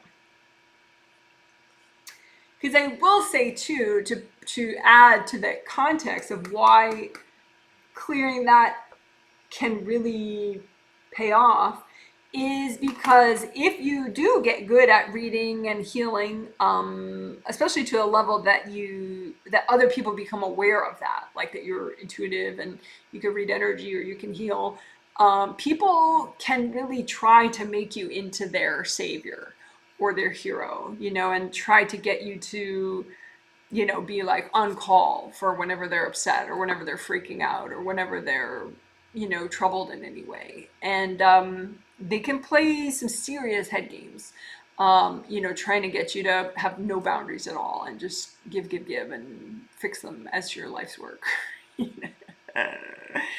Like codependency. It's like you can want to help people be empowered, but you have to be aware that along the way to that person becoming empowered, they may continually try to recreate a codependency. And so you have to have really strong boundaries and not allow the codependency along the way. And eventually, if you keep not allowing that codependency, they potentially can. I mean, sometimes they'll just find somebody else to,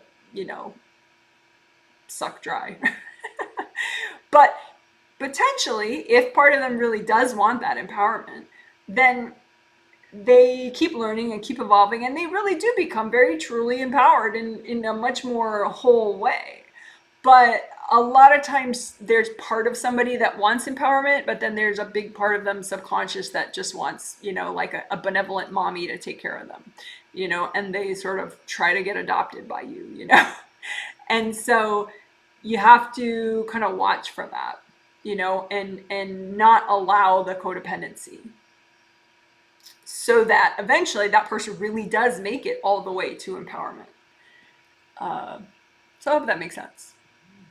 So that's a big deal. Just being aware. And two, it's very easy to get into like a martyr or victim space about it. Like, boohoo me, I have to repair my chakras today. I had to repair them 4 hours ago. Why do I have to repair them again? Boohoo, It's really easy to get into that space. Whereas if you're not in that space, then you kind of geek out at like, how fast can I do this? How fast can I be okay again? Can I be okay again in 1 minute? Let's find out. You can really and it works. You push yourself to get stronger and faster at this stuff, and it works. And so anyway, that is a big one. Clearing the savior martyr stuff, savior hero stuff, and martyr victim stuff. And it's important as far as being able to enhance your own spiritual abilities and use them in a healthy way in your actual life. All right. Good job, guys.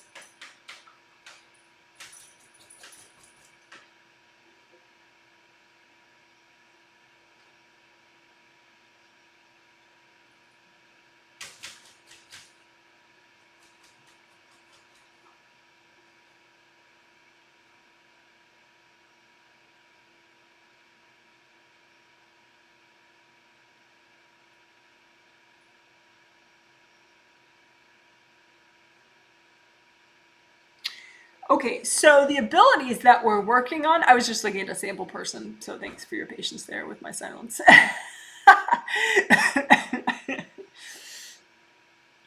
The abilities that we're trying to amp up, right?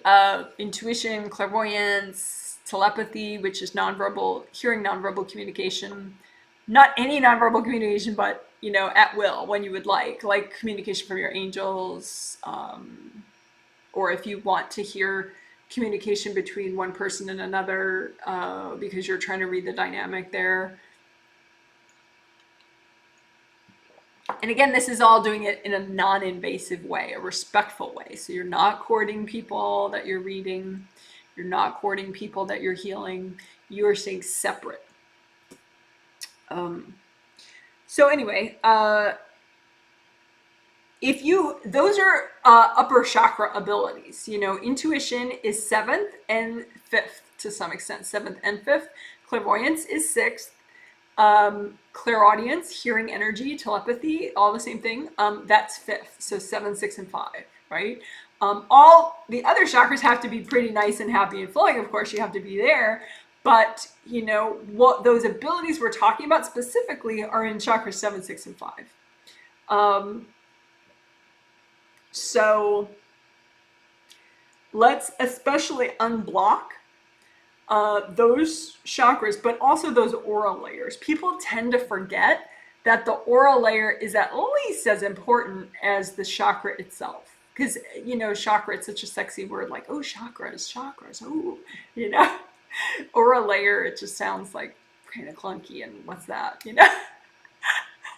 But it's really, really important, because the chakra is responsible for the energy circulation within that layer, and it's like you're swimming in that layer. So if you're swimming in baggage, your abilities are kind of not great, you know? Whereas if you get it all cleared out and flowing, then it's flowing within the chakra, but also within the aura layer. Then you're kind of like, yeah, I can see, and I'm not bombarded by energy, and I have boundaries, and ooh, it's great, you know? So what we're going to do is we're going to unblock.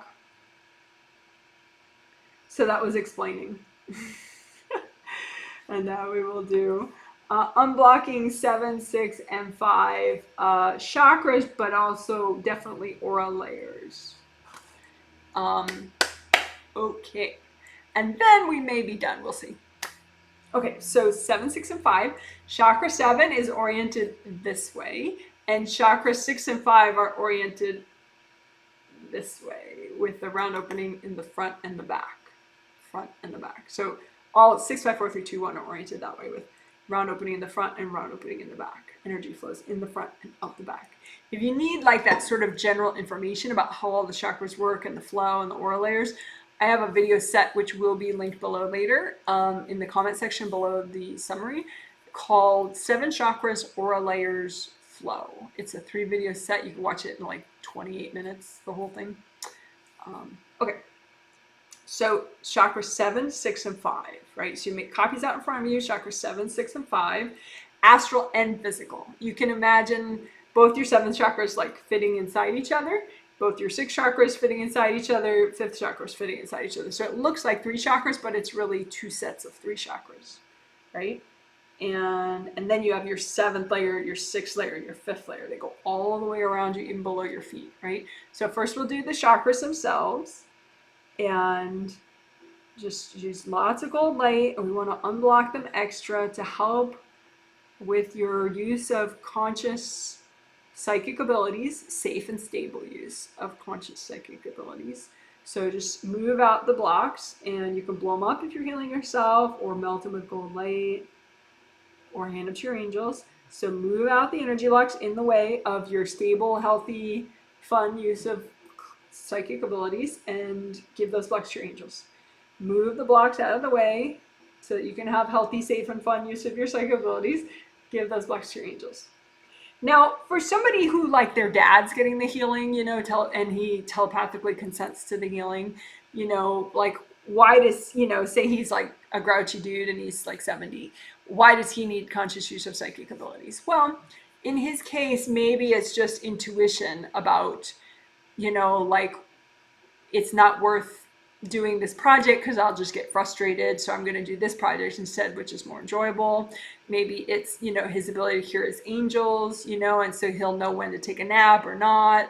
He'll know that, some argument is not worth his time because that's what his angels will tell him. So it just helps him to have a healthier, more optimized day if he has more conscious use of his psychic abilities.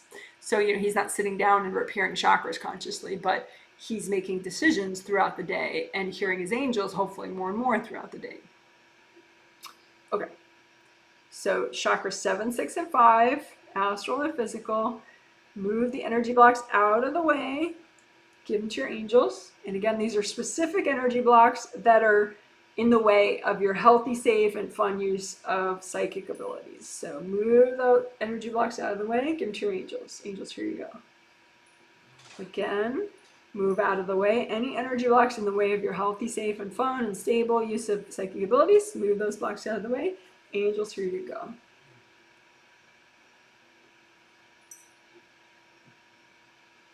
And then now aura layers 7, 6, and 5. So the outermost layer of those two regular auras, that's your 7th layer, and then 6th layer, and then 5th layer, right? So it goes all the way around, even below your feet. So just use, I would use, you could use gold fire, gold water, or gold sandstorm, which is like spinning little bits of gold light, which can be a little more thorough. And you just want to unblock layers 7, 6, and 5 extra because those most directly relate to the psychic abilities we're talking about. Intuition, clairvoyance, and telepathy.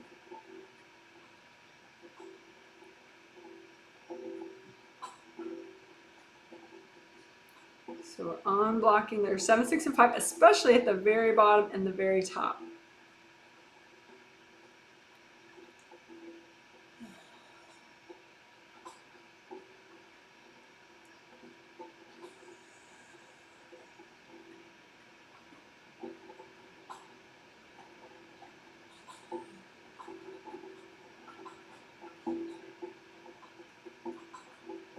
I don't know if you can hear that rain. It's raining very hard right now.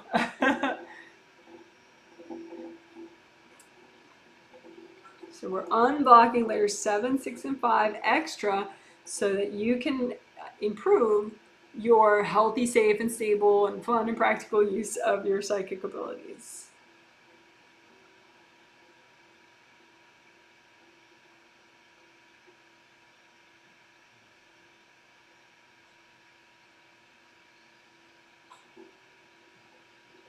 All right, good job.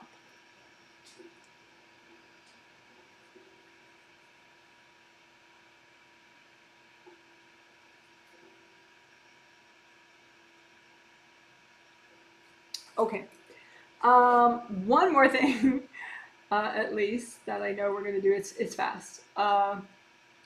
But healing inner wounds, because sometimes you can be distracted and more externally focused than is healthy. Because of inner wounds that you have, like just some, overly challenging experience that you were in, and it could be recent or a long time ago, even a past life, and that you could still have the wound, and that wound may cause you to externally focus too much. And again, healthy, stable, fun use of psychic abilities involves you not being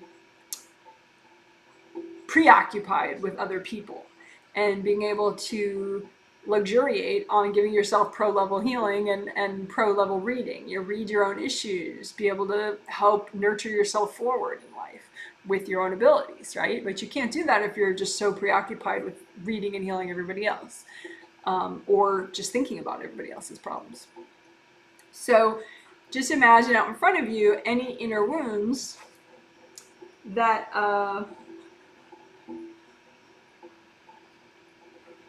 that cause you to be too external.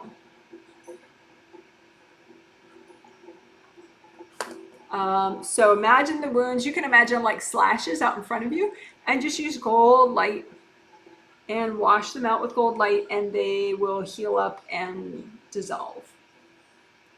So these are inner wounds that you have that cause you to be too externally focused in a sort of an imbalanced way.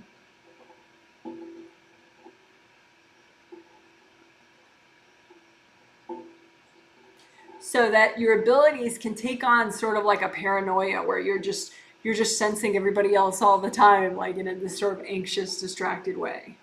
That's not fun and not helpful, right?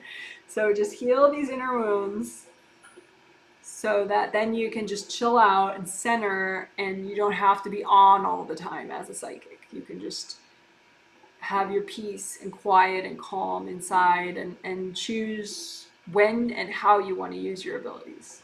They're not jammed on all the time. So again, imagine any inner wounds that you're ready to heal that have been making you, on any level, even subconsciously, too externally focused. And just imagine those wounds as slashes and just wash them out with gold light until they melt away. You could say, angels, help me heal these.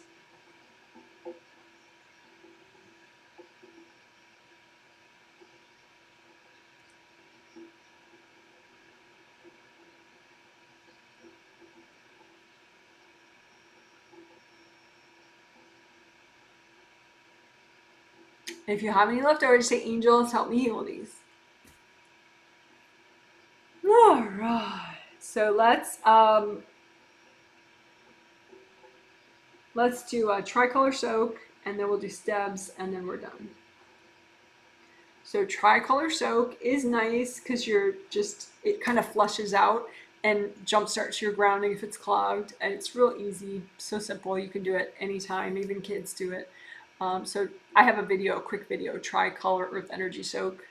It'll probably be linked below, but if it's not, you can find it. Janet Wright, tri-color soak. But anyway, okay, so imagine you're grounding, and big and wide, make it red or orange or yellow. And not only is it going to connect you to the core of the earth, but you're going to use it like a straw and bring up the earth energy, a whole bunch extra of it at that color, red or orange or yellow.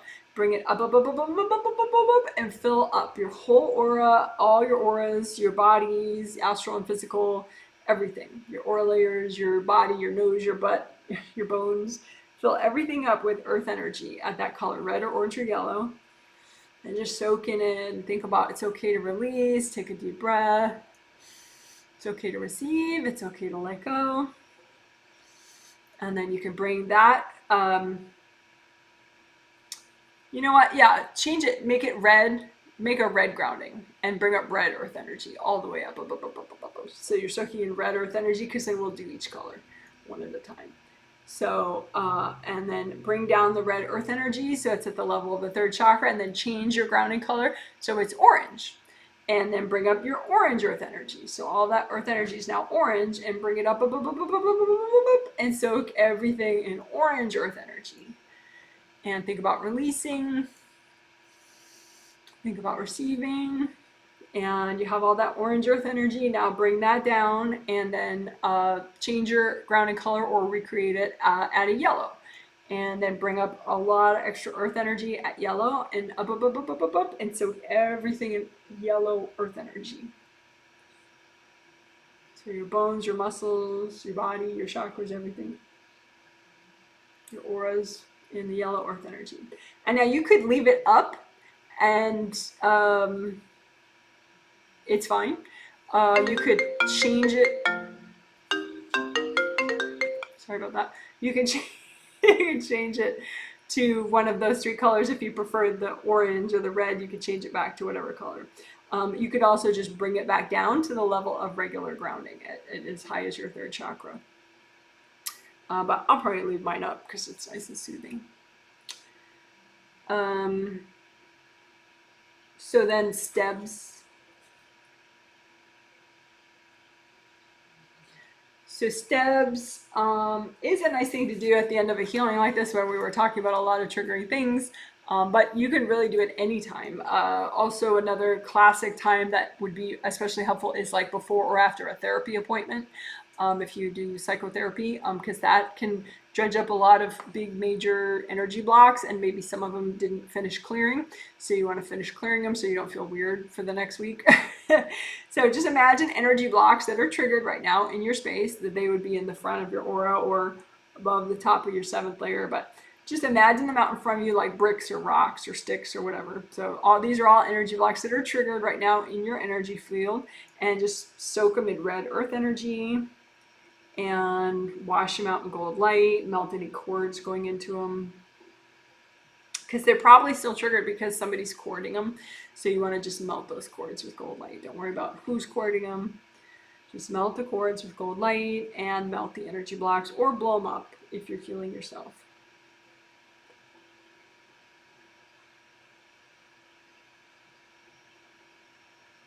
And if some haven't cleared yet, go ahead and melt more cords, because the cords are probably why they're still there, and let them all melt away. If you have any leftovers, to angels, can you clear these? And we'll do one more batch of steps, and then that's it. So any other stubborn triggered energy blocks you have out in front of you or up above, and bring up red earth energy, soak them all in the red earth energy, melt all the cords going into them. And just keep using gold light until they all melt away. Or you can blow them up if you're healing yourself. If you have any leftovers, the angels, help me clear these. All right. And the final wrap up, you can just say, angels, can you give me a healing? That way they'll help finish up anything that you left. Okay. Great job. Healing is done. Woo, woo, woo, woo, woo. So I'm going to set my little timer to maybe like 17 minutes or so. If you want to comment on how this healing was for you, also give context if it's not obvious to me from your name, whether or not you received the healing from me. You know, like if your YouTube ID is like Rainbow Girl, then I wouldn't know. So, but anyway, if you have comments about how the healing was for you, if a certain part of it you liked especially, how are you feeling right now? If you have a follow-up question about spiritual abilities, about something that we talked about, just you can post that and I may have time for it. If I don't have time for that question, you could post it under the video. Once it's, you know, this live stream is saved as a video, you can post it under there and I'll get to it when I have time. And you can always do that. You can post a question under any of my videos and I do see it and I get to it when I have time and I post a reply under your comment. Okay. So catching up on comments, someone says, hey Janet, good morning from Portland, Oregon. I'm looking forward to having this healing. Thank you. Well, hello to you too. Portland, Oregon is not that far from me, maybe 2 hours south of me. Similar weather. Someone says, hi Janet, so happy to catch this live. Oh good, I'm glad you did. Someone says, it's so cute to hear Bambi. Yeah, she used to be the quietest cat. She used to just go beep, beep, beep, like little beep, beep, beep. Now she's like, rah, rah, rah. She's a lot louder than she used to be. Someone says, why are kids more spongy with absorbing energy? I think that's sort of a complex answer. I think if I try to do a short answer for that, I think part of it is, you know, developmentally, they're supposed to bond and learn from their parents. And so they're supposed to be very receptive to instruction from others. You know, that's sort of the deal, you know, so that, you know, and I think too, like initially when they get born, they probably don't bring in all their identity energy and their knowledge that they have. So it makes them a little more aware of other people and other people's knowledge. And, you know, it seems like everyone knows everything and they don't, you know, so it is a couple of things. And plus, you know, it's a new body for you, and an infant's body, it's like a weird car that you're learning to drive. So it's just yeah, it's just more challenging to have boundaries as a kid. So, hopefully parents help kids by letting them have separate grounding, encouraging that, helping them to like age appropriate, but helping them to make choices, give them choices versus, dictating everything, let them, practice thinking things through, explain things to them, help them to bring in that knowledge and, use that thought process, but anyway, so a lot of reasons why kids are more spongy. Someone gives me a thumbs up. Thank you. Someone says, can you sponge up energy from past historical events? I'm learning about war crimes that occurred in history. I feel terrible and mad for the people murdered. Is there a healthy way of learning? It's not that you're sponging up what happened. You're triggering past life baggage from past life experiences. So you have past life experiences that are similar in some way to what you're learning about. Like for example, you may have had a past life literally in that time and place that you're reading about, or you just had a past life where you experienced something similar. So you're experiencing your own past life baggage. You're not absorbing from other people from back then.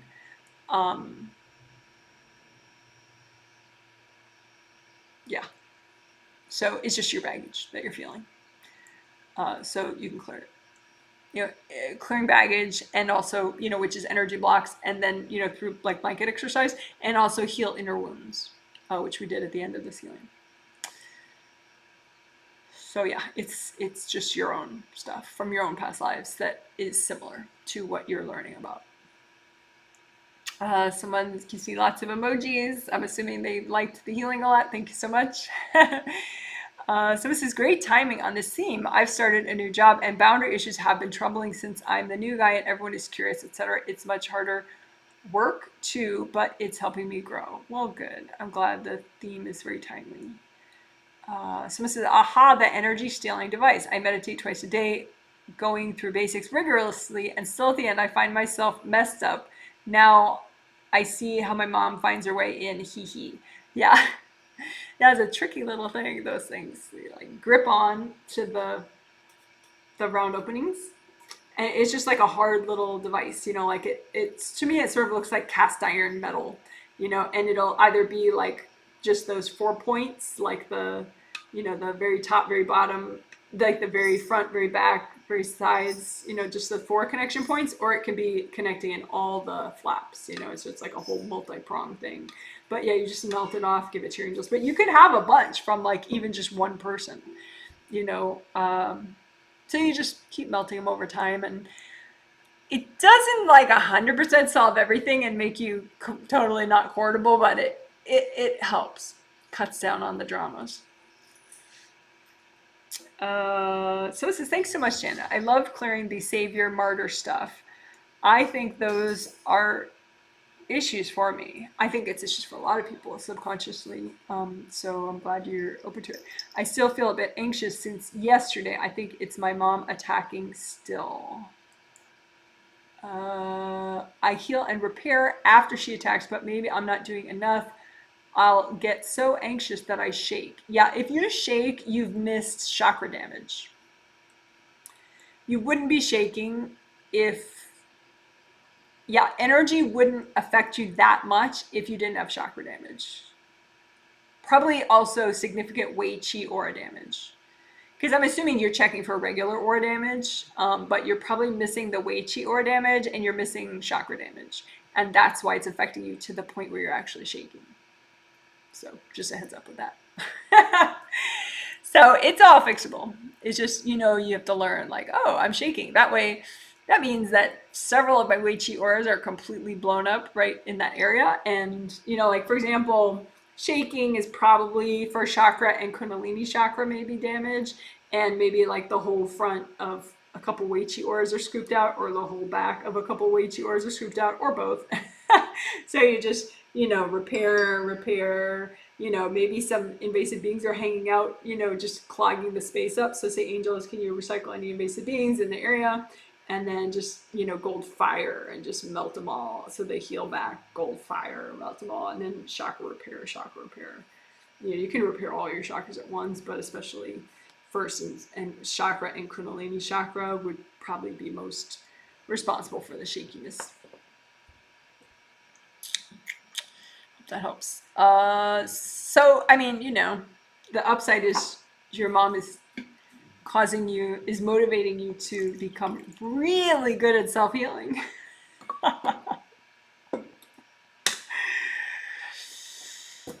There's that. So it says, hey, Janet, you healed me. Thank you. Yes. Yeah.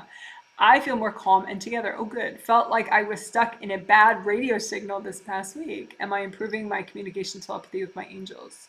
Yes. Yeah.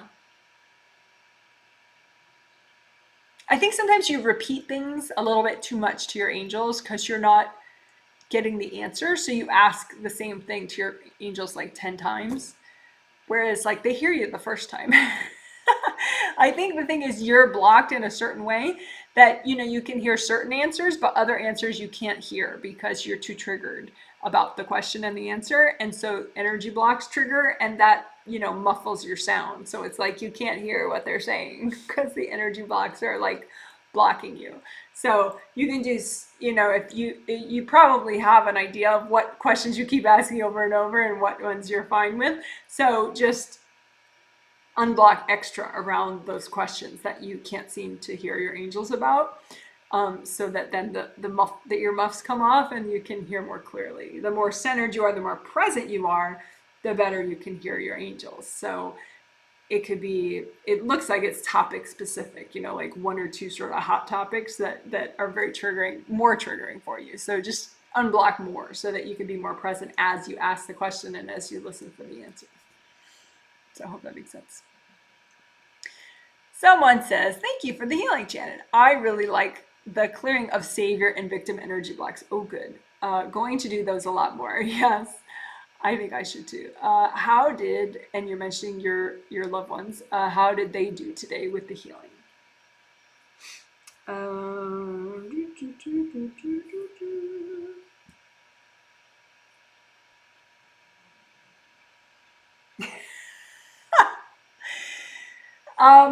The friend, she's really funny because she has her mouth open, like in a good way, but she's showing me she's really surprised about that whole idea of like that you can have victim and martyr energy that you're stuck in. She's like, that explains a lot about my life. She's like, if only I got this healing 20 years ago. Yeah, I can understand that. And the sister, she her biggest takeaway is just the whole not being overwhelmed by things, you know, external stuff. Because a lot of people, I mean, they just think of stress. You know, I have a lot of stress, or today I have stress. They don't realize it's like an input, like too much information coming at them, too much energy and information. And, you know, it just is like a cacophony of information, right? And so it just kind of blows your mind a little. So that's her biggest takeaway, that, you know, you can heal more and resist less and be more flowing so that you get more silence. And that the blocks actually draw in that noise and chaos and deteriorate your boundaries. That's kind of a good mind-blowing thing for her. She likes thinking about that. So she's going to work more with her angels about that. Someone says, in the last healing you mentioned that I had large black holes in front of my first and second chakras in CV meridian. I had difficulty getting rid of them, even with angels. How do I get rid of them?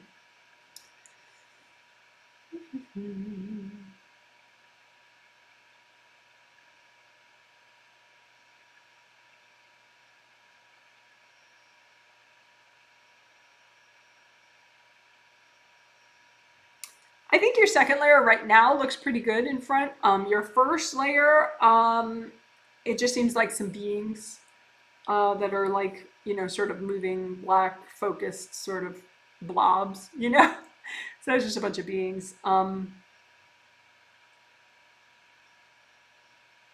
think you have some being tunnels in the back of your first layer. like you have some energy blocks in like this lower back region of your first layer. And then the being tunnels, like maybe 8 of them, are anchored to those energy blocks. And so you can get like a lot of little, nuisance spirits coming in and going. And then that's what you're seeing in the front of your first layer. So just unblock the back, get rid of all the being tunnels so you don't get a sense of like that it's an airport. It shouldn't be an airport, right?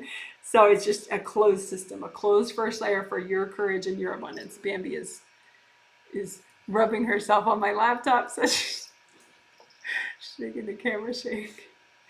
Anyway, so yeah, just unblock more back here, and then have the angels recycle the being tunnels and all the beings, but definitely the tunnels. Don't think you're getting the tunnels, and angels won't just fix it for you without you learning consciously like this if they really need you to learn. So that I think that's why they didn't just make it go away, because they want you to learn about energy blocks in the back, and that you can have being tunnels that anchor into the energy blocks, and that those need to be gotten rid of. So there's no airport effect in the back of your first layer. So I hope that helps. Someone says, you healed me and I healed myself. I feel lighter and more embodied. Thank you, Janet. That's nice. Yeah, you're in all your chakras right now. Well, it helped. Someone says, hi, Janet. Thank you for these videos. I healed myself. Yes, I realized maybe through my clairvoyance that I've been healing my creative rings and unblocking without clearing the inside of the rings. Question mark. Yeah, I think that's true.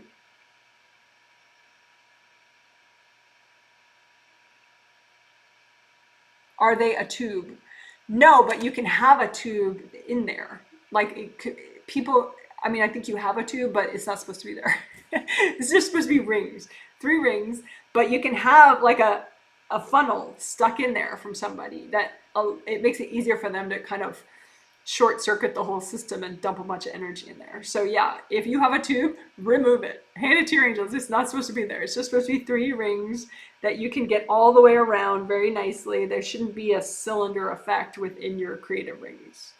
But you do have a couple of those, like it looks like, like like something like this, stuck in your rings, but it's not supposed to be there. So just keep lifting that stuff out when you find it. Yeah, it shouldn't be there. You can have stuff like that, like in front of a chakra, it can have like a funnel effect or, a tube effect. Not supposed to be there. Just give them to your angels. But yeah, good for you for being aware of that. Someone says, I'm a participant. Yes, you got the healing, and I feel so much lighter and less burdened. Oh, good. Thank you so much. You're welcome. Thanks for the feedback. Someone says, do all cords have their own energy devices? No, cords, people can cord into, you can anchor a cord into just energy blocks as well. But yeah, you can have a gripper kind of energy stealing device that kind of, leaves those little flaps a little bit ajar, leaves those flaps a little bit open, slightly open, so that it's easier for them to use. So like say if this is, a creative ring, right, with the flaps, but the round opening of one of your chakras, like say if this were the front of your 6th chakra, it would be cobalt blue, if that's the color you set your 6th chakra to, which is a good thing to do. But then you can have, you have flaps in the front and the back, right? And so someone could have like a little grippy device there, but someone could also just be cording, clogs, energy blocks that are there already. But if you find somebody who just keeps cording and cording and cording, they probably have some devices there that make it so easy for them to just kind of zoom right in. So you can just melt, loosen them up with gold light and lift them out and give them to your angels. Okay, I'm aware I turned off my timer. All right. Someone says, thank you so much, Janet. LOL, yes, about mom. I think part of her being my mom is for me to become way better at self-repair. Yes. I've also seen those energy stealing devices for years. Interesting. Well, now you have confirmation. So glad you gave them a name, and what I was seeing was correct. Yes. Wonderful. So, yeah, so I will be doing 2 other healings with the same theme. One in 2 days on Sunday, June 5th, and one in 2 days after that on Tuesday, June 7th. All with the theme, enhance your spiritual abilities. So I'm very excited, and congratulations for being, being aware enough and wanting to work this stuff. And, spiritual abilities, it's something that everybody has. They come with the chakras. Everybody has chakras. The abilities are there with the chakras. Yes, you have cumulative learning over past lives. So if you've worked these abilities in past lives, it kind of gives you a bit of a jump start. But it's really about being very as present as you can be and using what you have. And you may not realize you probably don't realize all that you have, because the more you get present, the more you can use your abilities. But so you might think, well, I'm not very clairvoyant, or I can't feel energy with my hands, or I can't do this or that. But the more present you get, it turns out, oh yeah, you kind of can, because you have those chakras and they work. So yeah, there's a lot of potential for fun and practical use of this stuff on a daily basis. I like to think of, like anyone who's good at their job, whatever job they have, they're using psychic abilities to be good at their job. Whether you're a teacher, you're a cop, you're, a pro reader healer, you're an accountant, whatever, psychic abilities, it just helps you to be your best. Someone says, thank you, makes sense why I took my old radio out this week. Now I may be back in tune. Well, good. All right, you're awesome. So I guess I will show my dogs at the last minute of the live stream, just because that's kind of nice. So let me do that. I'm sure they're very eager to go outside right now. It has stopped raining here, fun fact, I think. Alrighty, so here will be Izzy and Daisy.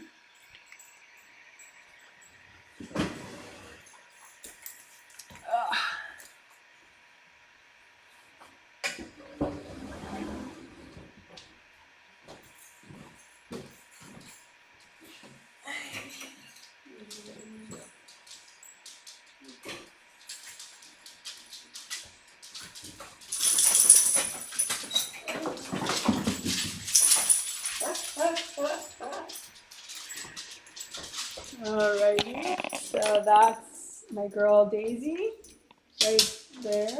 There we go. And that's Izzy right there. All right, you got to take them out. So you're awesome. Take care. I hope you have a good day or evening, whatever's next. All right, bye.